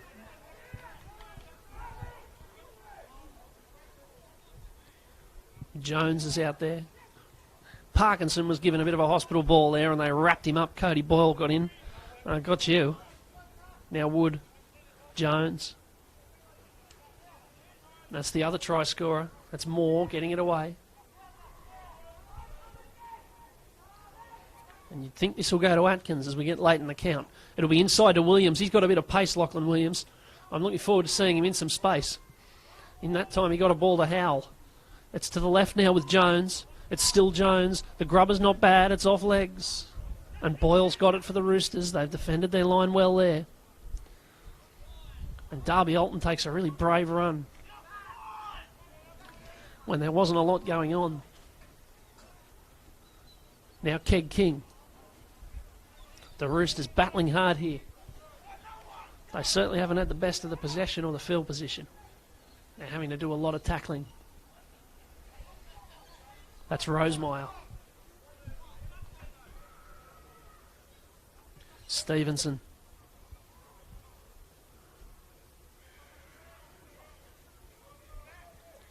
It's last tackle. They couldn't advance very far there. They haven't really got the momentum, and they're not advancing very far with it here because this is last tackle and it's about to be turned over. It was a good run by Brock Laver in any other circumstance, but on last tackle it wasn't really what they needed.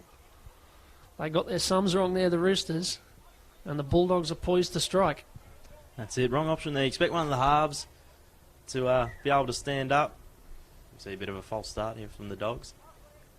Yeah, see, expect one of the Roosters halves there to really step up and be able to put the kick downfield. Every carry was tougher than the last with that set for the Roosters. So it's Roberts. And this feels like a big 10 minutes in the game as we've run up to half-time. The Roosters having to just hold the fort here. This is the big front rower, Howell, who just keeps sniping. Wood. Logan Jones. Inside ball's there to Parkinson. It went to ground.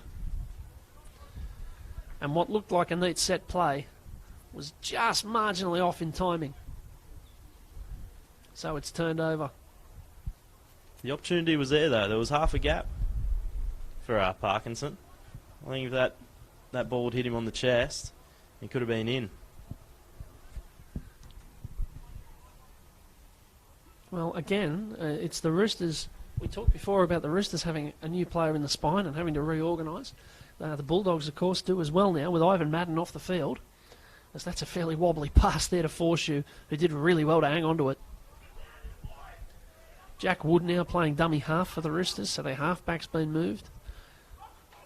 And that has to make life a little bit more difficult, or whatever training they've been able to do with these players from disparate parts of the North Coast region. It's now all been thrown out the window. So Paige Wilson found Hakalo. Both had good games last week. Stevenson. They're trying to sweep wide early in the count. This is Rosemeyer. They're not getting too far on those sweeps. They might be better off saving them to the other half of the field. As Stevenson finally does kick. And again, he finds Parkinson on the chest here. The Bulldogs really winning the territorial battle right now. And that lifting tackle they get away with. There's a bit of control on that one, with the man on top sticking on and supporting the upper half of the ball runner. That was Monta. We have 8 minutes left in the first half of the second game. It's the Laurie Daily Cup round 2 on Bar TV. Morgan Campbell and Brady Evans with you. That's Jordan Moore. Jack Wood. Atkins. Looking for Parkinson. They've tried this play once before. That time it was a forward pass rather than a knock on. It's not quite coming together for them. And that was a double whammy there for Parkinson. He got belted round the guts. And then they blew it up for a forward pass. Yeah, the combination just not quite on point there. It's a good play. Looks smart through the middle. Just a timing thing, I suppose, early in the season. That's it. They'll only improve from there. But they do have the lead by 4 points. And you do get the sense a little bit that the Roosters have been clinging on. Here's Harris, who got their try with another of those big booming runs from close to the line. Trouble is they haven't been close to the line for quite a while. Keg King looking for work. It's been really tough play from the Roosters. They're hanging in really well. Here's Paige Wilson. He's easy to spot. He's a big gangly thing. And he's still going. He got a try last week in that high-scoring win over the Greater Northern Region. Here's Keg King again.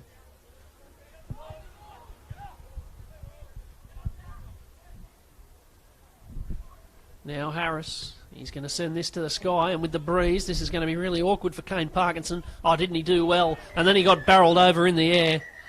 I think that was a bit impetuous from Cody Boyle, although it would have been hard to get out of the way. Referee wants to call him out. He doesn't want to go. And finally, he will step into the principal's office. He shakes hands with Parkinson. That's very nice. But I think he might go on report for that. Being tackled in the air. Yeah, he does go on report. One of the troubles for these players now is that, you know, in this era of modern technology, is that you can't get away with anything, because if you get sent to the judiciary, they've got the Bar TV footage to get you. Absolutely, too much evidence. Yeah, there'll be no conflicting witness accounts of what happened. They'll be able to see for themselves. Here's the kick. God, there's another meaty kick from Parkinson. It's up to the 40, and they're poised again. The Bulldogs. They've got to keep clinging on here, the Roosters. There's 6 minutes until half time. This is more.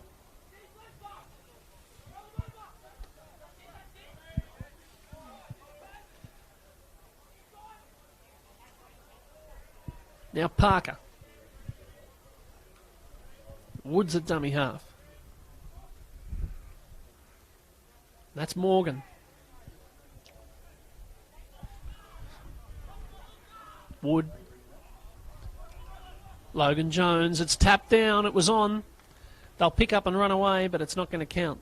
He's going to come back. That was knocked down by Boyle, who's been involved in the action the last couple of minutes. And I think if he didn't knock that down, Eli Clark might have been in for his second. Or possibly Jordan Moore. They were queuing up. Yeah, they definitely had the numbers there, the Bulldogs. Had to make that play, Boyle. Can they hold on?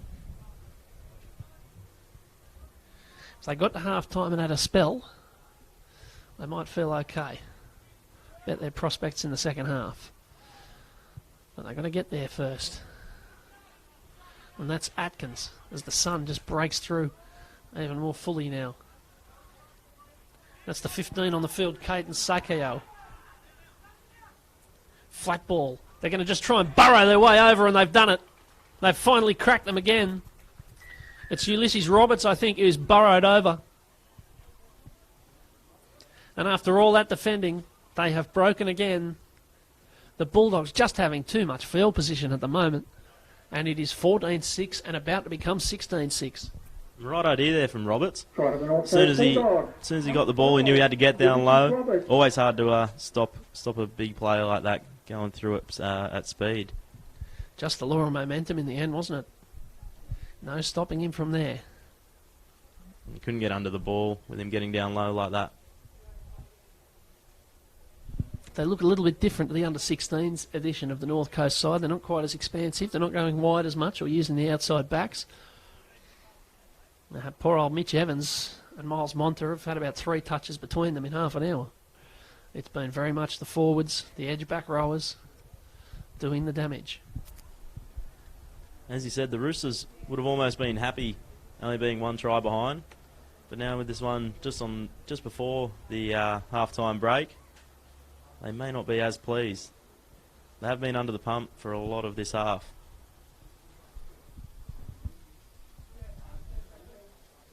Now watch how hard Parkinson kicks this. Whack. Through it goes, never in doubt. 16-6. There's still 3 minutes left here in the first half. There's plenty more football to come today. A Greater Northern Region versus the Knights. That's happening at 12 o'clock up in Scone in the Andrew Johns Cup, and then 1:20 in the Laurie Daily Cup at Guildford at 1:30. Parramatta are playing the Northern Rivers. Then the Daily Cup at 3 o'clock. And of course you've got the Southern Conference as well going on. Monaro and the Tigers at Bega, 1:25, and then 2:40. Riverina are playing Western Division at West Wyalong, 12 o'clock and 1:20. And Penrith versus South Coast Illawarra. That's happening out at St Mary's in the western suburbs of Sydney, 12 o'clock and 1:30. The kick-off time's there. So there really is football on all afternoon. On the CRL website, you can stay there and see all the live streams. The links are all there. So hang around with us for a bit longer, and then you've got plenty more to keep you occupied. Oh, Logan Jones gets the fumbles there. They'll call that up. And the Roosters will just get a little chance here with about as good a field position as they've had for quite some time. It's been a tough little period for the Roosters. They'll love this little bit of respite. Probably in no hurry to feed the scrum. I don't reckon.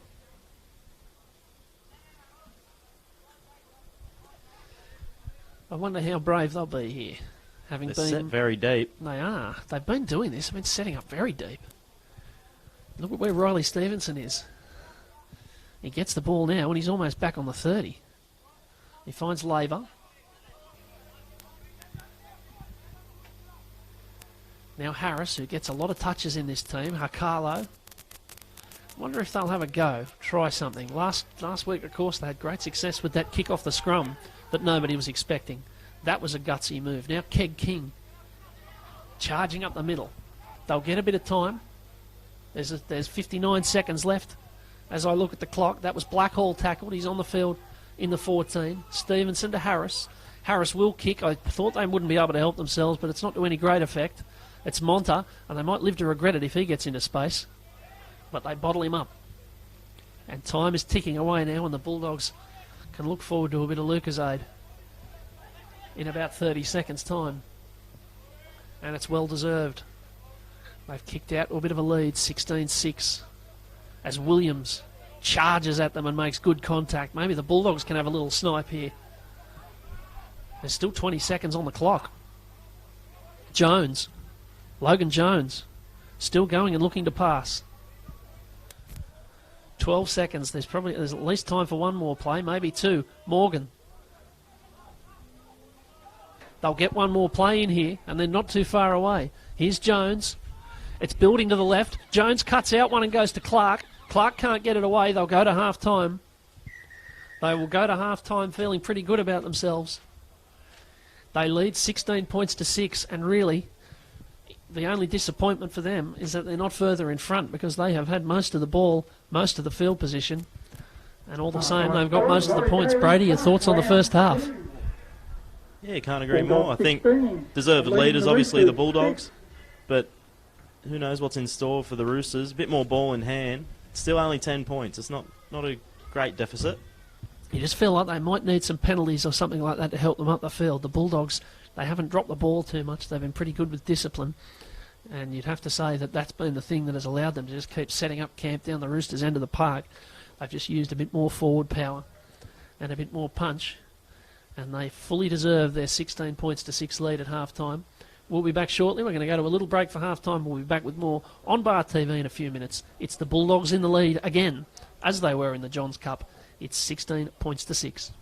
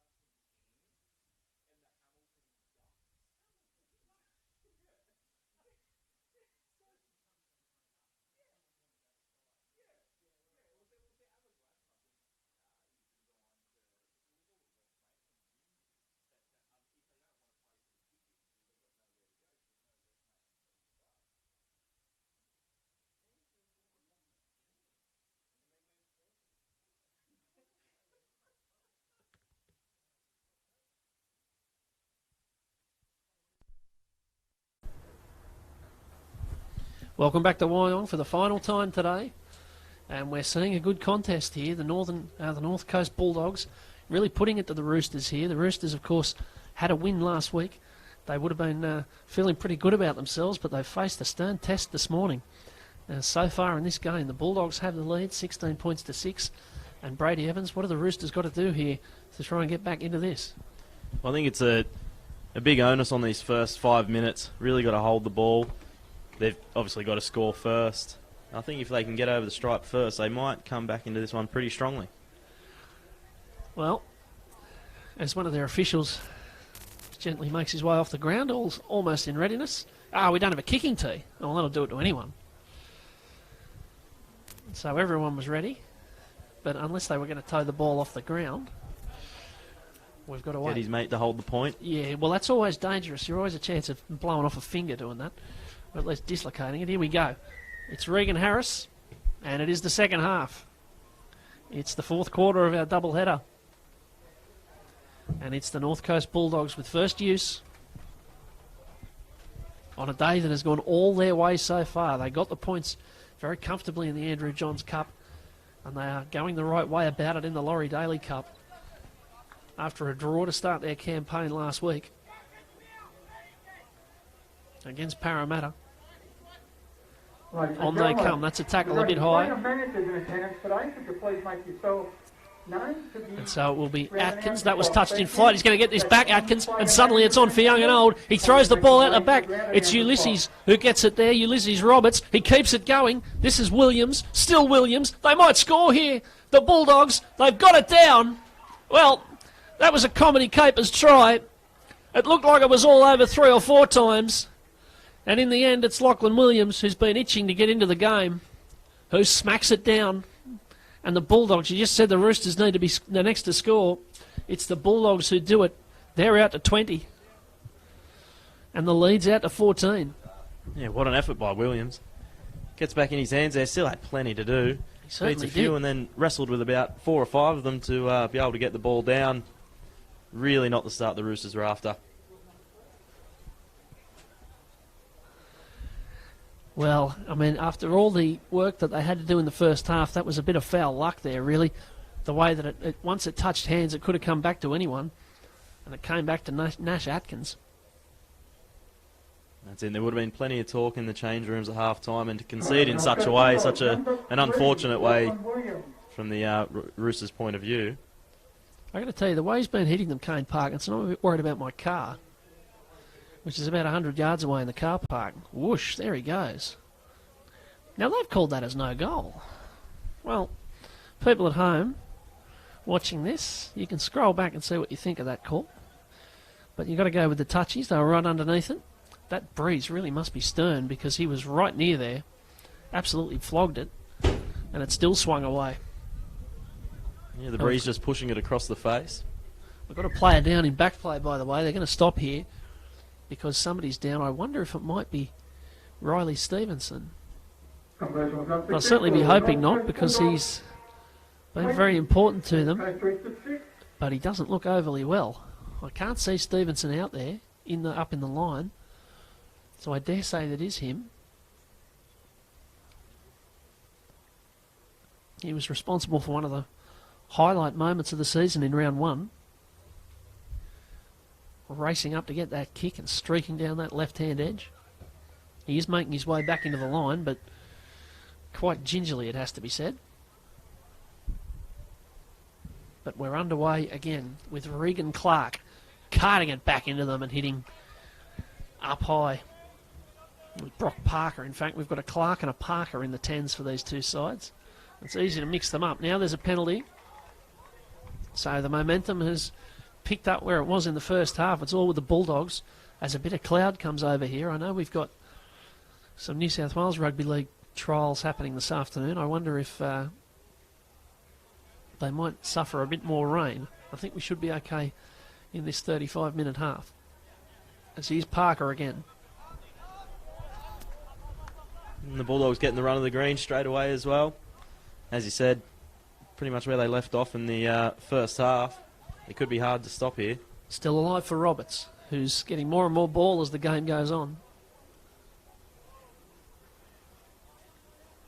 Now Jones. That's a good tackle on Jordan Moore. But it's Jones again, who's getting a lot of touches, having come off the bench. Parker. Woods at dummy half. Goes to Jones. They've got 3 to the left. Jones goes himself. He didn't need 3 to the left. He just needed the left foot step. And he finds his way over. And this is getting away from the Roosters here. It's 24 points to 6 with a kick to come. And they've only half an hour to do anything about it. Yeah, he's been impressive since coming on. Logan Jones replacing the injured Madden in the first half. They've not lost anything with him there. Great footwork. Really left the defensive line for dead. I think the Bulldogs could be really unstoppable. They're going back to back. Well, that's now 20 unanswered points through 4 tries. So it's really all going their way.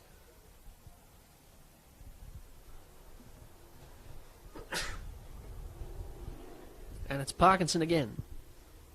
This is a fairly difficult one. He's closer to the sideline than he is to the post this time. But this would put them more than 3 converted tries out. Make life very hard for the Roosters indeed. Back off the post. Well, he's not having much luck. Came Parkinson, he absolutely belted that. An inch either way and it was over. Instead, he's got to come back. So it's 18 points the gap now. So the Roosters, I mean, they're not a million miles away, but they're not overly close either. It's Boyle who's got the ball on the tee as the 17, Tane Boland comes onto the field. He's a likely looking fellow. A good shape for a forward. But it's the Bulldogs who have it again. How many times have we said that? It's Caden Sakeo, and he's turned it over. So this is a little sniff for the Roosters. They can't ask for better field position. That's exactly what they needed. Early changeover gives them a chance. If they can strike back here, they're still in this one. Now, they are right in the middle of the park, 20 out, and you can see, if you're just getting it on our screens at the moment, you just notice the field's getting a bit choppy. I think the groundsman's going to have a tough day after this because there's quite a bit more football to be played. We've had quite a lot of rain in this area, particularly this morning. So it might be a difficult day for the ground staff. It's been a difficult day for the Roosters as well, the home team, and that's Elton. This is a chance they really need to take. Up in the lines, Forshoe. Finds Fisher. Fisher still. Now it's out the back. It's Forshoe again. And he goes down. Blackhall's at dummy half. Now Hakalo. He sets sail. Blackhall will go to the right. Harris. He might run himself again, Harris. They were wise to him this time. And there's 4 of them in the end who force him to his back. Couple of tackles left. Feels like a big moment. Hakalo. It's not expansive from the Roosters. They haven't used the... Now that's come out. Well, they've been plugging away up the middle, and finally they turn the ball over before their backs have had a chance to get a touch. Really unlucky for the Roosters. Probably needed a result there, even as a repeat set. They can't give away any penalties here. That's right. I mean, they do at least have them down there. They've got to keep them there. An early error for the Bulldogs, and Roosters are back in it. Yeah, well, you'd like to see. I think the coach, Matthew Hunter, will be looking for a bit of sting in the defence now from the Roosters. Try and force a change in the momentum of the game. Let's see what they can deliver. There's a lot of shouting, if that counts for anything. There's still a lot of bellowing out from their line. Now, here's Roberts. Charging at them again. Look at that. 15 metres he makes. Really good run. And they're queuing up here. They've got their tails up, the Bulldogs. And that means the forwards are very eager for work. And that's Parker, who I can't recall having a break. Now, that's a good carry as well. That's the 5, I think. That's Mitch Evans, who we haven't seen get a touch so far. He got one there. and trots back out to his wing. He's had enough. He's been catching a cold out there. Now Jones. They've got some momentum here. They're rolling forward. It's Parkinson who kicks. And it's marked over there. And not only marked, there's a bit of a carry back from Harrison Packham. Looked dangerous there with the return. And they get a penalty. So this is the sort of thing they needed. They are going to need some help getting up the field. Forshaw will kick. And that's going to run and run. And he's found touch on the 30. That's a really good touch finder. The Bulldogs didn't get back to protect the wing. And he was able to take a risk. Bit of urgency with the Roosters now. That's what they need. Laver to Keg King.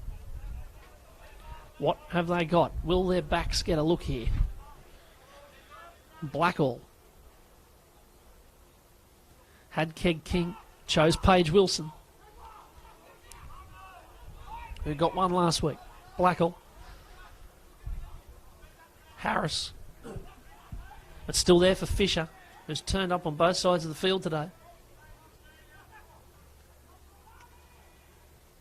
The 11 is Elton.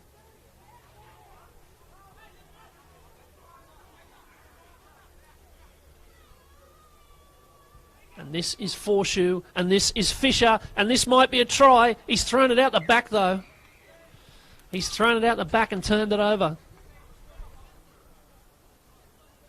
Well, it's good defence from the Bulldogs, but again, the Roosters just not quite slick enough to find their way through. No, they look dangerous. They might have even had the overlap there if the pass had stuck. Even with the offload, they could have forced themselves over in the corner.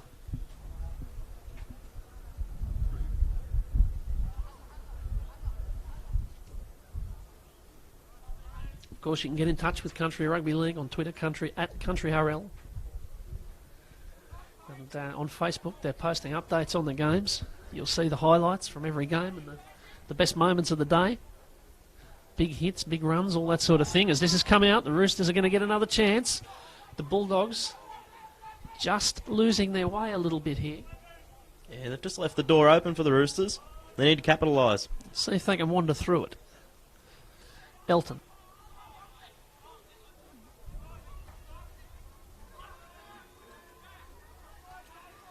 They're deep to the right and to the left. There's a run here from Blackall, and it opened up for him for a second there. Paige Wilson, the world's tallest dummy half. He shows a short ball to Harris, who might try and get himself to ground. I don't think he did, though. No, he didn't. For once today, the referee agrees with me. He'll have to go back and play it. He's using himself as a bit of a battering ram, Regan Harris. A couple of tackles left, though. Blackall finds Hakalo. Hakalo finds Forshaw. Forshaw finds Keg King. And it's a forward pass. It's a forward pass. They just need to be a little bit crisper. That's it. Every time the Roosters have got one of these opportunities down here, they seem to find a way to throw it away, unfortunately. That has been the story of their second half. The 12 minutes of it that it has been. 23 minutes to go on Bar TV.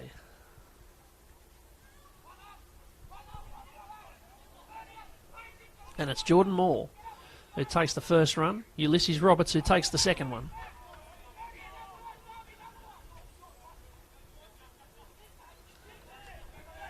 And that's good contact up high there from the 17-team Boland for the Roosters. They're still hitting hard. They're putting in. You couldn't complain about the effort from either sides. And this is just dinked in behind by Atkins and taken nicely enough by Forshaw, by Fisher, in fact, it is back there at fullback. It looks like there's been a change between the winger and the fullback. So Packham.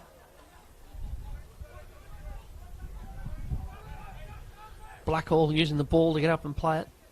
Boyle. Really threw himself at them there. That's the kind of intensity they need. Blackall finds Boland. They're into North Coast territory.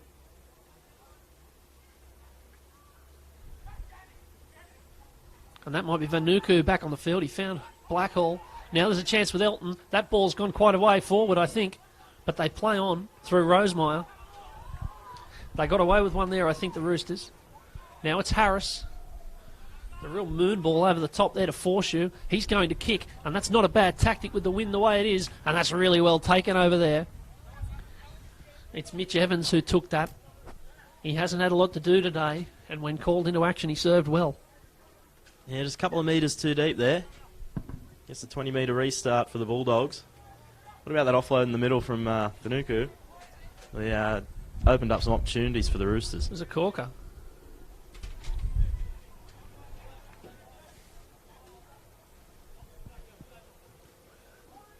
The 16's on the field. That's Jackson O'Connor.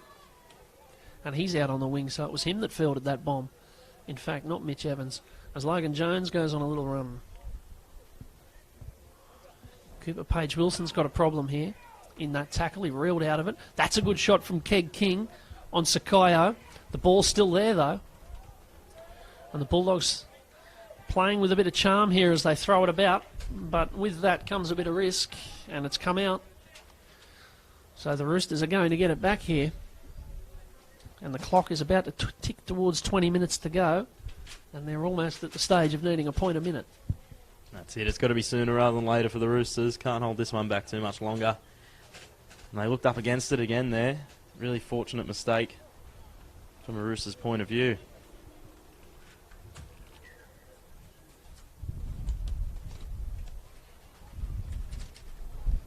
See, I think that's Paige Wilson maybe still struggling after receiving that knock in the play. Yeah, it's been pretty physical with both rounds so far. They've really hit each other hard. All the sides in this competition. There's been plenty of meaning and intent about it.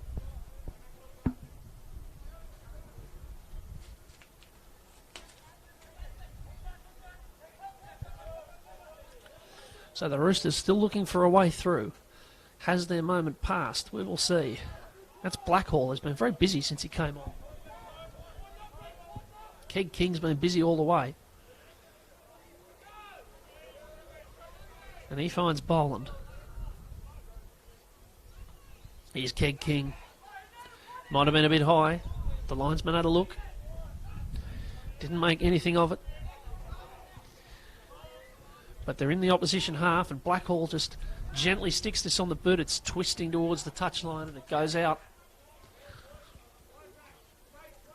And that's not the worst play, you know. Just going to force them to come out from their own half, and from their own 20, in fact. See if they can force a mistake. There's a lot of talk out there amongst these Roosters players. Yeah, no lack of communication. It's definitely not the issue for them. I'm slightly glad we don't have the effects mic on, because there's a bit of colour amongst the language. A reasonable kick there. I think the Roosters probably would have preferred if it stayed in play.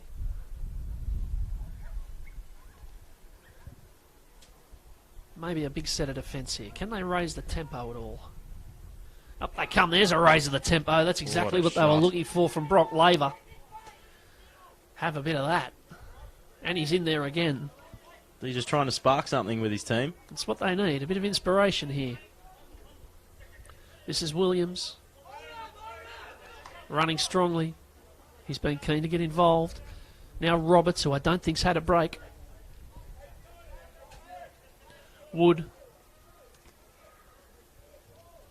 The lock is Morgan. But look at the metres they're making. Again, they're just strolling up the park. They've got so much power in the forwards. And it's telling. Jones. And that's a smart kick, and it's really well taken by Fisher. And he staggers up towards the 30.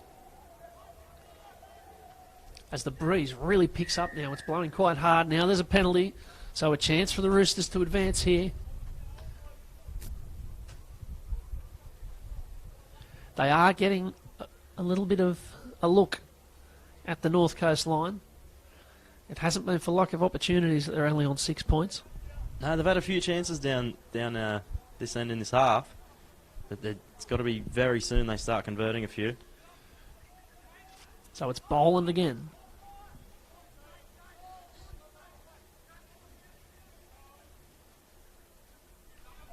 Now Elton. Still Elton. You feel it has to happen soon if it is to happen. Blackhall. The flat ball to Paige Wilson. He throws it out the back. They won't get that, but it might have been knocked on. It might have been knocked on. I think the linesman's picked this up. It's Atkins who, in falling on the ball, just fumbled it a little bit. The Roosters get away with that ill-advised play. The right idea from Atkins, just had to dive on that one. Unfortunately, with Forshoe still trying to get a boot on it, it was hard to take. They still have 17 minutes to make up an 18-point deficit. They need 3 scores. And Harris, didn't he do well to hold that? It looked like it was going away. It was all life in slow motion there for a second. Blackhall at dummy half.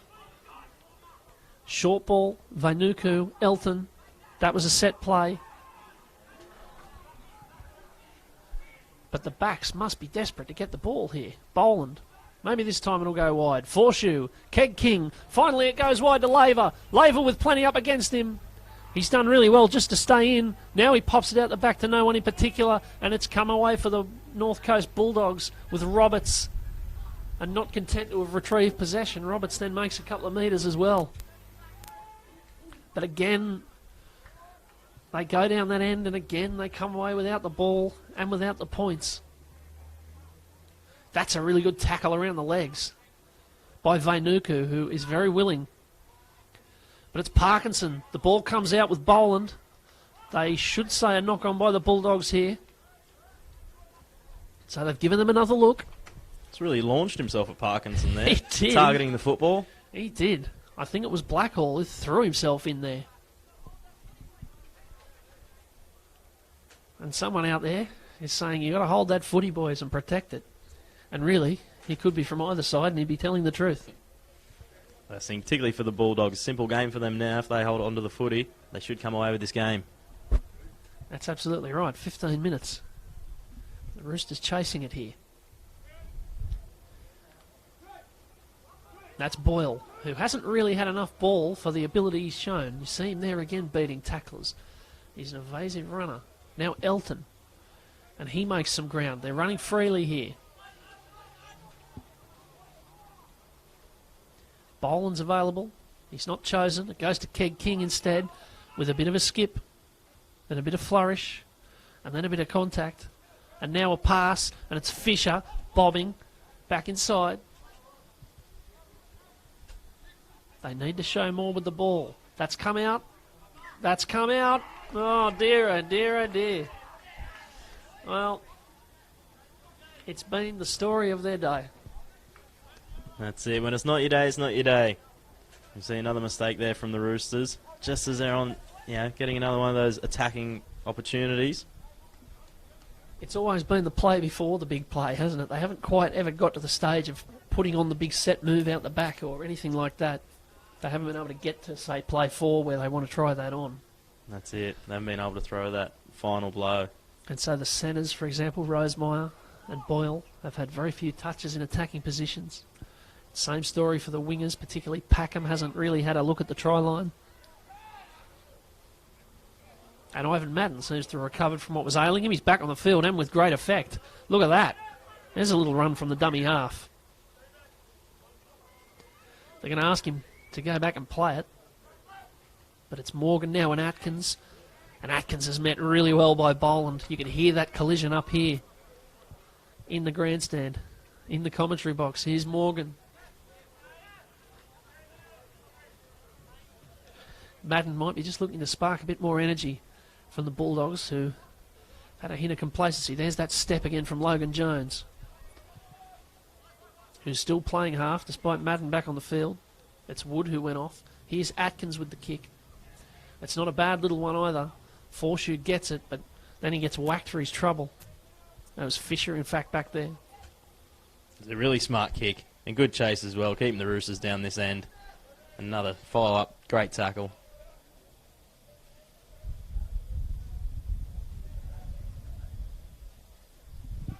So this is a run. That'll be Packham, I reckon. Scampering away. It's the second time we've seen an enterprising run from him. And this is the way it's working. Little dummy half runs. Blackhall that time. Packham into dummy half. Finds Keg King. He's whacked up high. Spins out of it and goes again. That was the lock on the lock. And this is last, right on the half. Harris will use the breeze here. It's towering and it's ugly for Monta, who ends up jumping to grab it out of the sky. And all told, he didn't do too badly there. Not trying to get a catch on it first time. And the Bulldogs just need to steady here. There's only 12 minutes left now. It's theirs if they want it. Howell. He's put in a good shift today. The front rowers have both played a really large amount of the game. As Williams. Still Williams. That's come out. They're going to say knock on. So it's still not quite together. And a few of the Roosters players trying to rev them up here. Forshaw saying, come on, get in the scrum. Let's get it going. That's it. They know it's now or never. Yeah, there's not quite the amount of urgency they might like. Look at how deep they are. Set out. The scrum's on the 40. And the winger on the far side's behind the 20. It's like we've gone back to the 80s here as Fisher. As Harris, pardon me, takes a run.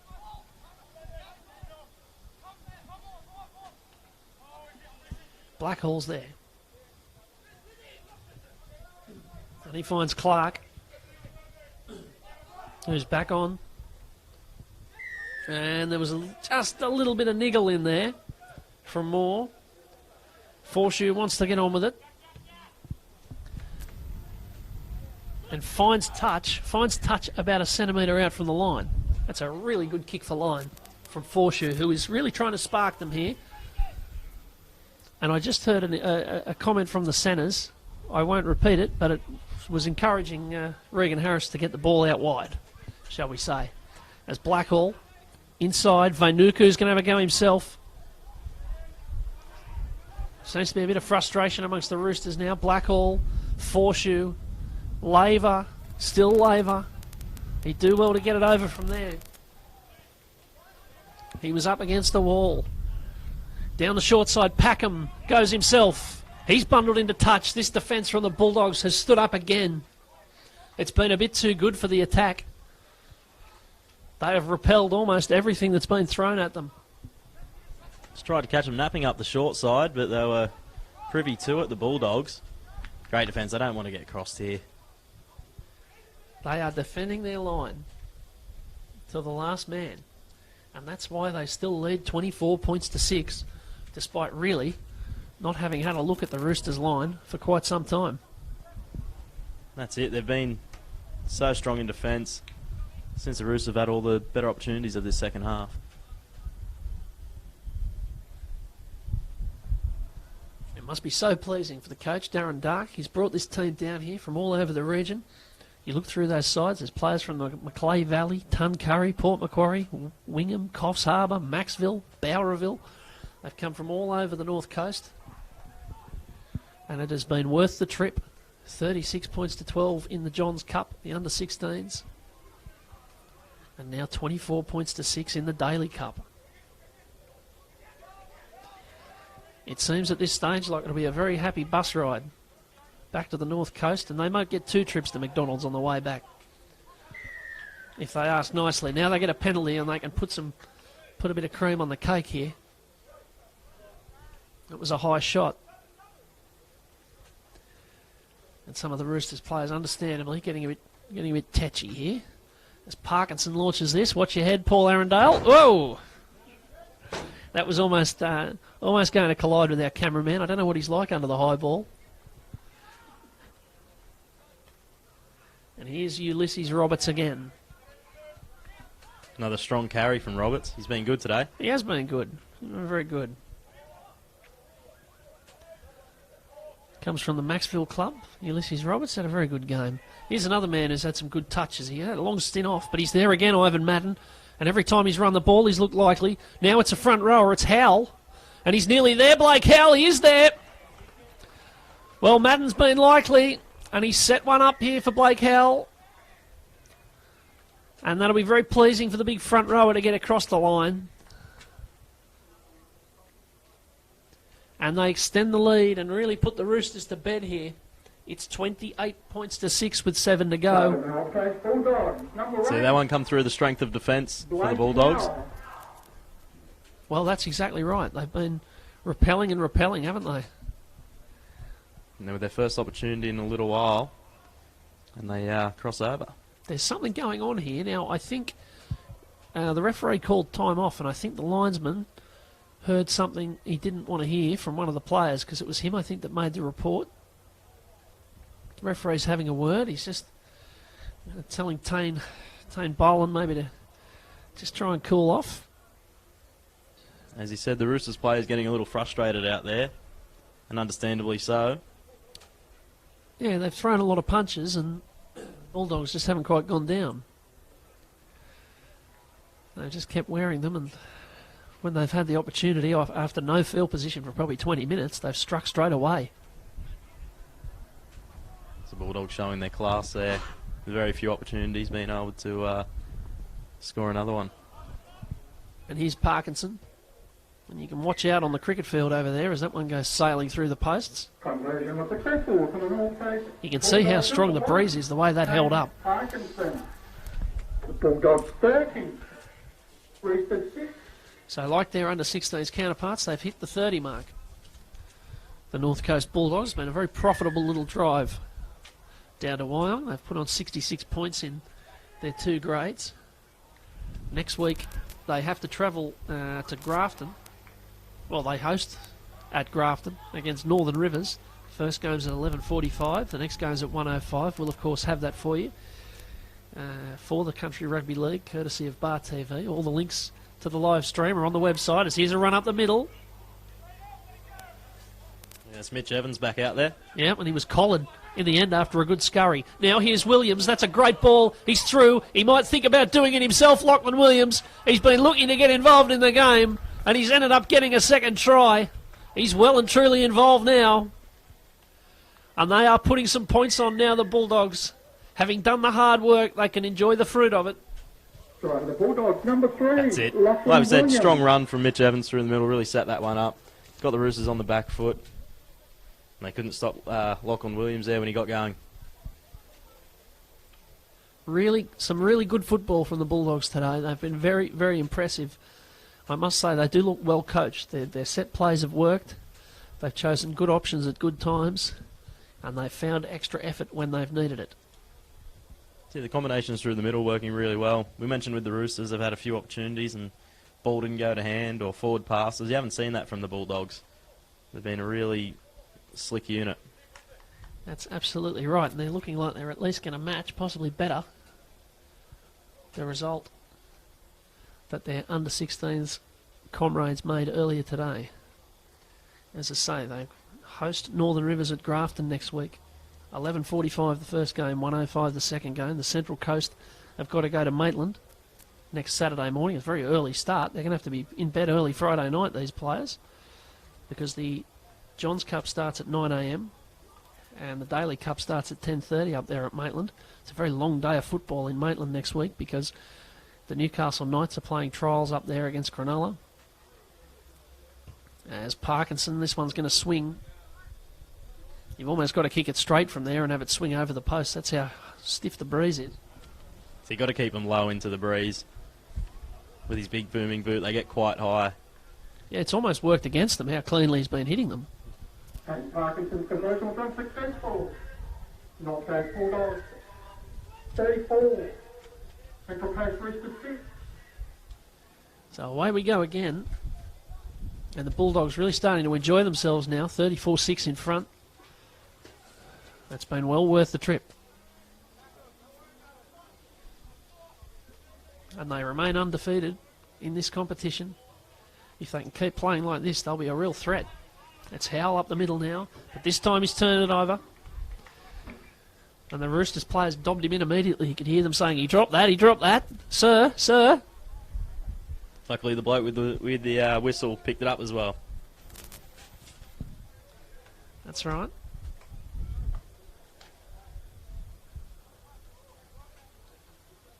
Central Coast have to dust themselves off pretty quickly because next week it'll be a tough ask against that Knights development squad who have been very strong in the 16s and the 18s. in the short history of this competition. As Packham goes on a run. He's been keen today. Made some good darts in the few opportunities he's had. Here's Keg King.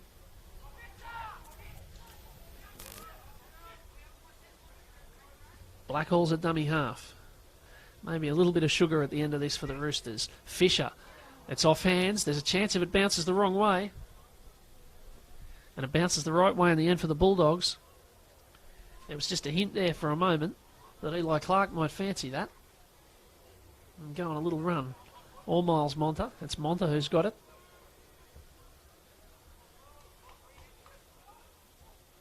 And now they're queuing up, looking for a bit of work with 2 minutes left on a very good day for the North Coast Bulldogs club.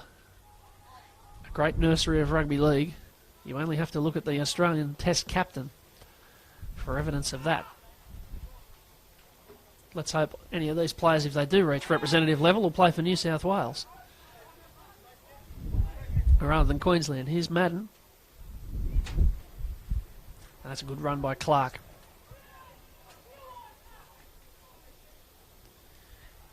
Now it's Atkins, short ball to Roberts. Roberts will look for the offload. It goes back to Atkins. That'll be play on, and fair enough too. Atkins looking for some sort of miracle pass. He finds it in the end. That's Parkinson. Oh, now they're going to say knock on. Now they're going to say knock on a couple of plays later. The referee fancied it at first and let it go on. A bit of a word from his touchy there, as the ball was spilt by Roberts in the tackle. Yeah, they all took a moment to think about it. You can see what the North Coast are all about, though. They kept that ball moving, kept it going, and waited for a gap to present itself. And there is 1 minute left of our very nice morning here at Morrie Breen Oval. And we've seen some very good rugby league. We've seen some high-quality tries. You can see all the highlights, of course, on the Country Rugby League Facebook page. They're doing a bit of a story which ties together all the highlights from during the day. The other incentive, of course, for these players is that if you have a particular standout season, you can get picked for that tour to England later this year, which is a big lure for players in both these competitions. And I wouldn't be surprised to see a few players from both these sides strongly in contention as Monta takes that well. And isn't he grasped well by Boyle, who's tried and tried and tried with limited opportunities. These will be the last couple of plays. It's Madden at dummy half. And the Bulldogs are going to finish in possession. And they've got possession of 4 competition points today from 2 games. They got it done very strongly in the Johns Cup. They've got it done just as strongly in the Daley Cup.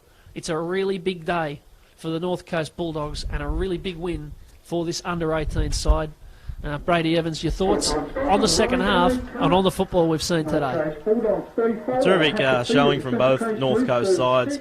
But I think from the Daily Cup here, what the coach will most take out of it is that defence in the second half. Although they were superb with ball in hand, to be able to keep out the Roosters' attack time and time again, I think is what he'll be most pleased with. Yep, it's been a really big effort. They kept turning up. And they fully deserve both the win and the margin of victory.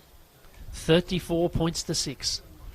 They get it done today. They'll travel back very happy to their respective parts of the North Coast. Thank you very much, Brady Evans. Thanks for your labours this morning covering both these games. It's been a pleasure to bring them to you both on Bar TV. You can keep watching, as I said. There's plenty more happening. If you look at the Country Rugby League website right now, you'll be able to see the Greater Northern Region playing against the Newcastle Knights at Scone. We've got Parramatta and Northern Rivers, Monaro and the Tigers, Riverina and Western Division. They're also playing at the moment and so are Penrith and the South Coast. So if you stay on that Country Rugby League website, you can see plenty of junior rugby league today. Agents will be filling their books with potential clients, potential stars of tomorrow. Thank you very much for joining us here at Wyong. It's Morgan Campbell and Brady Evans signing off from Morrie Breen.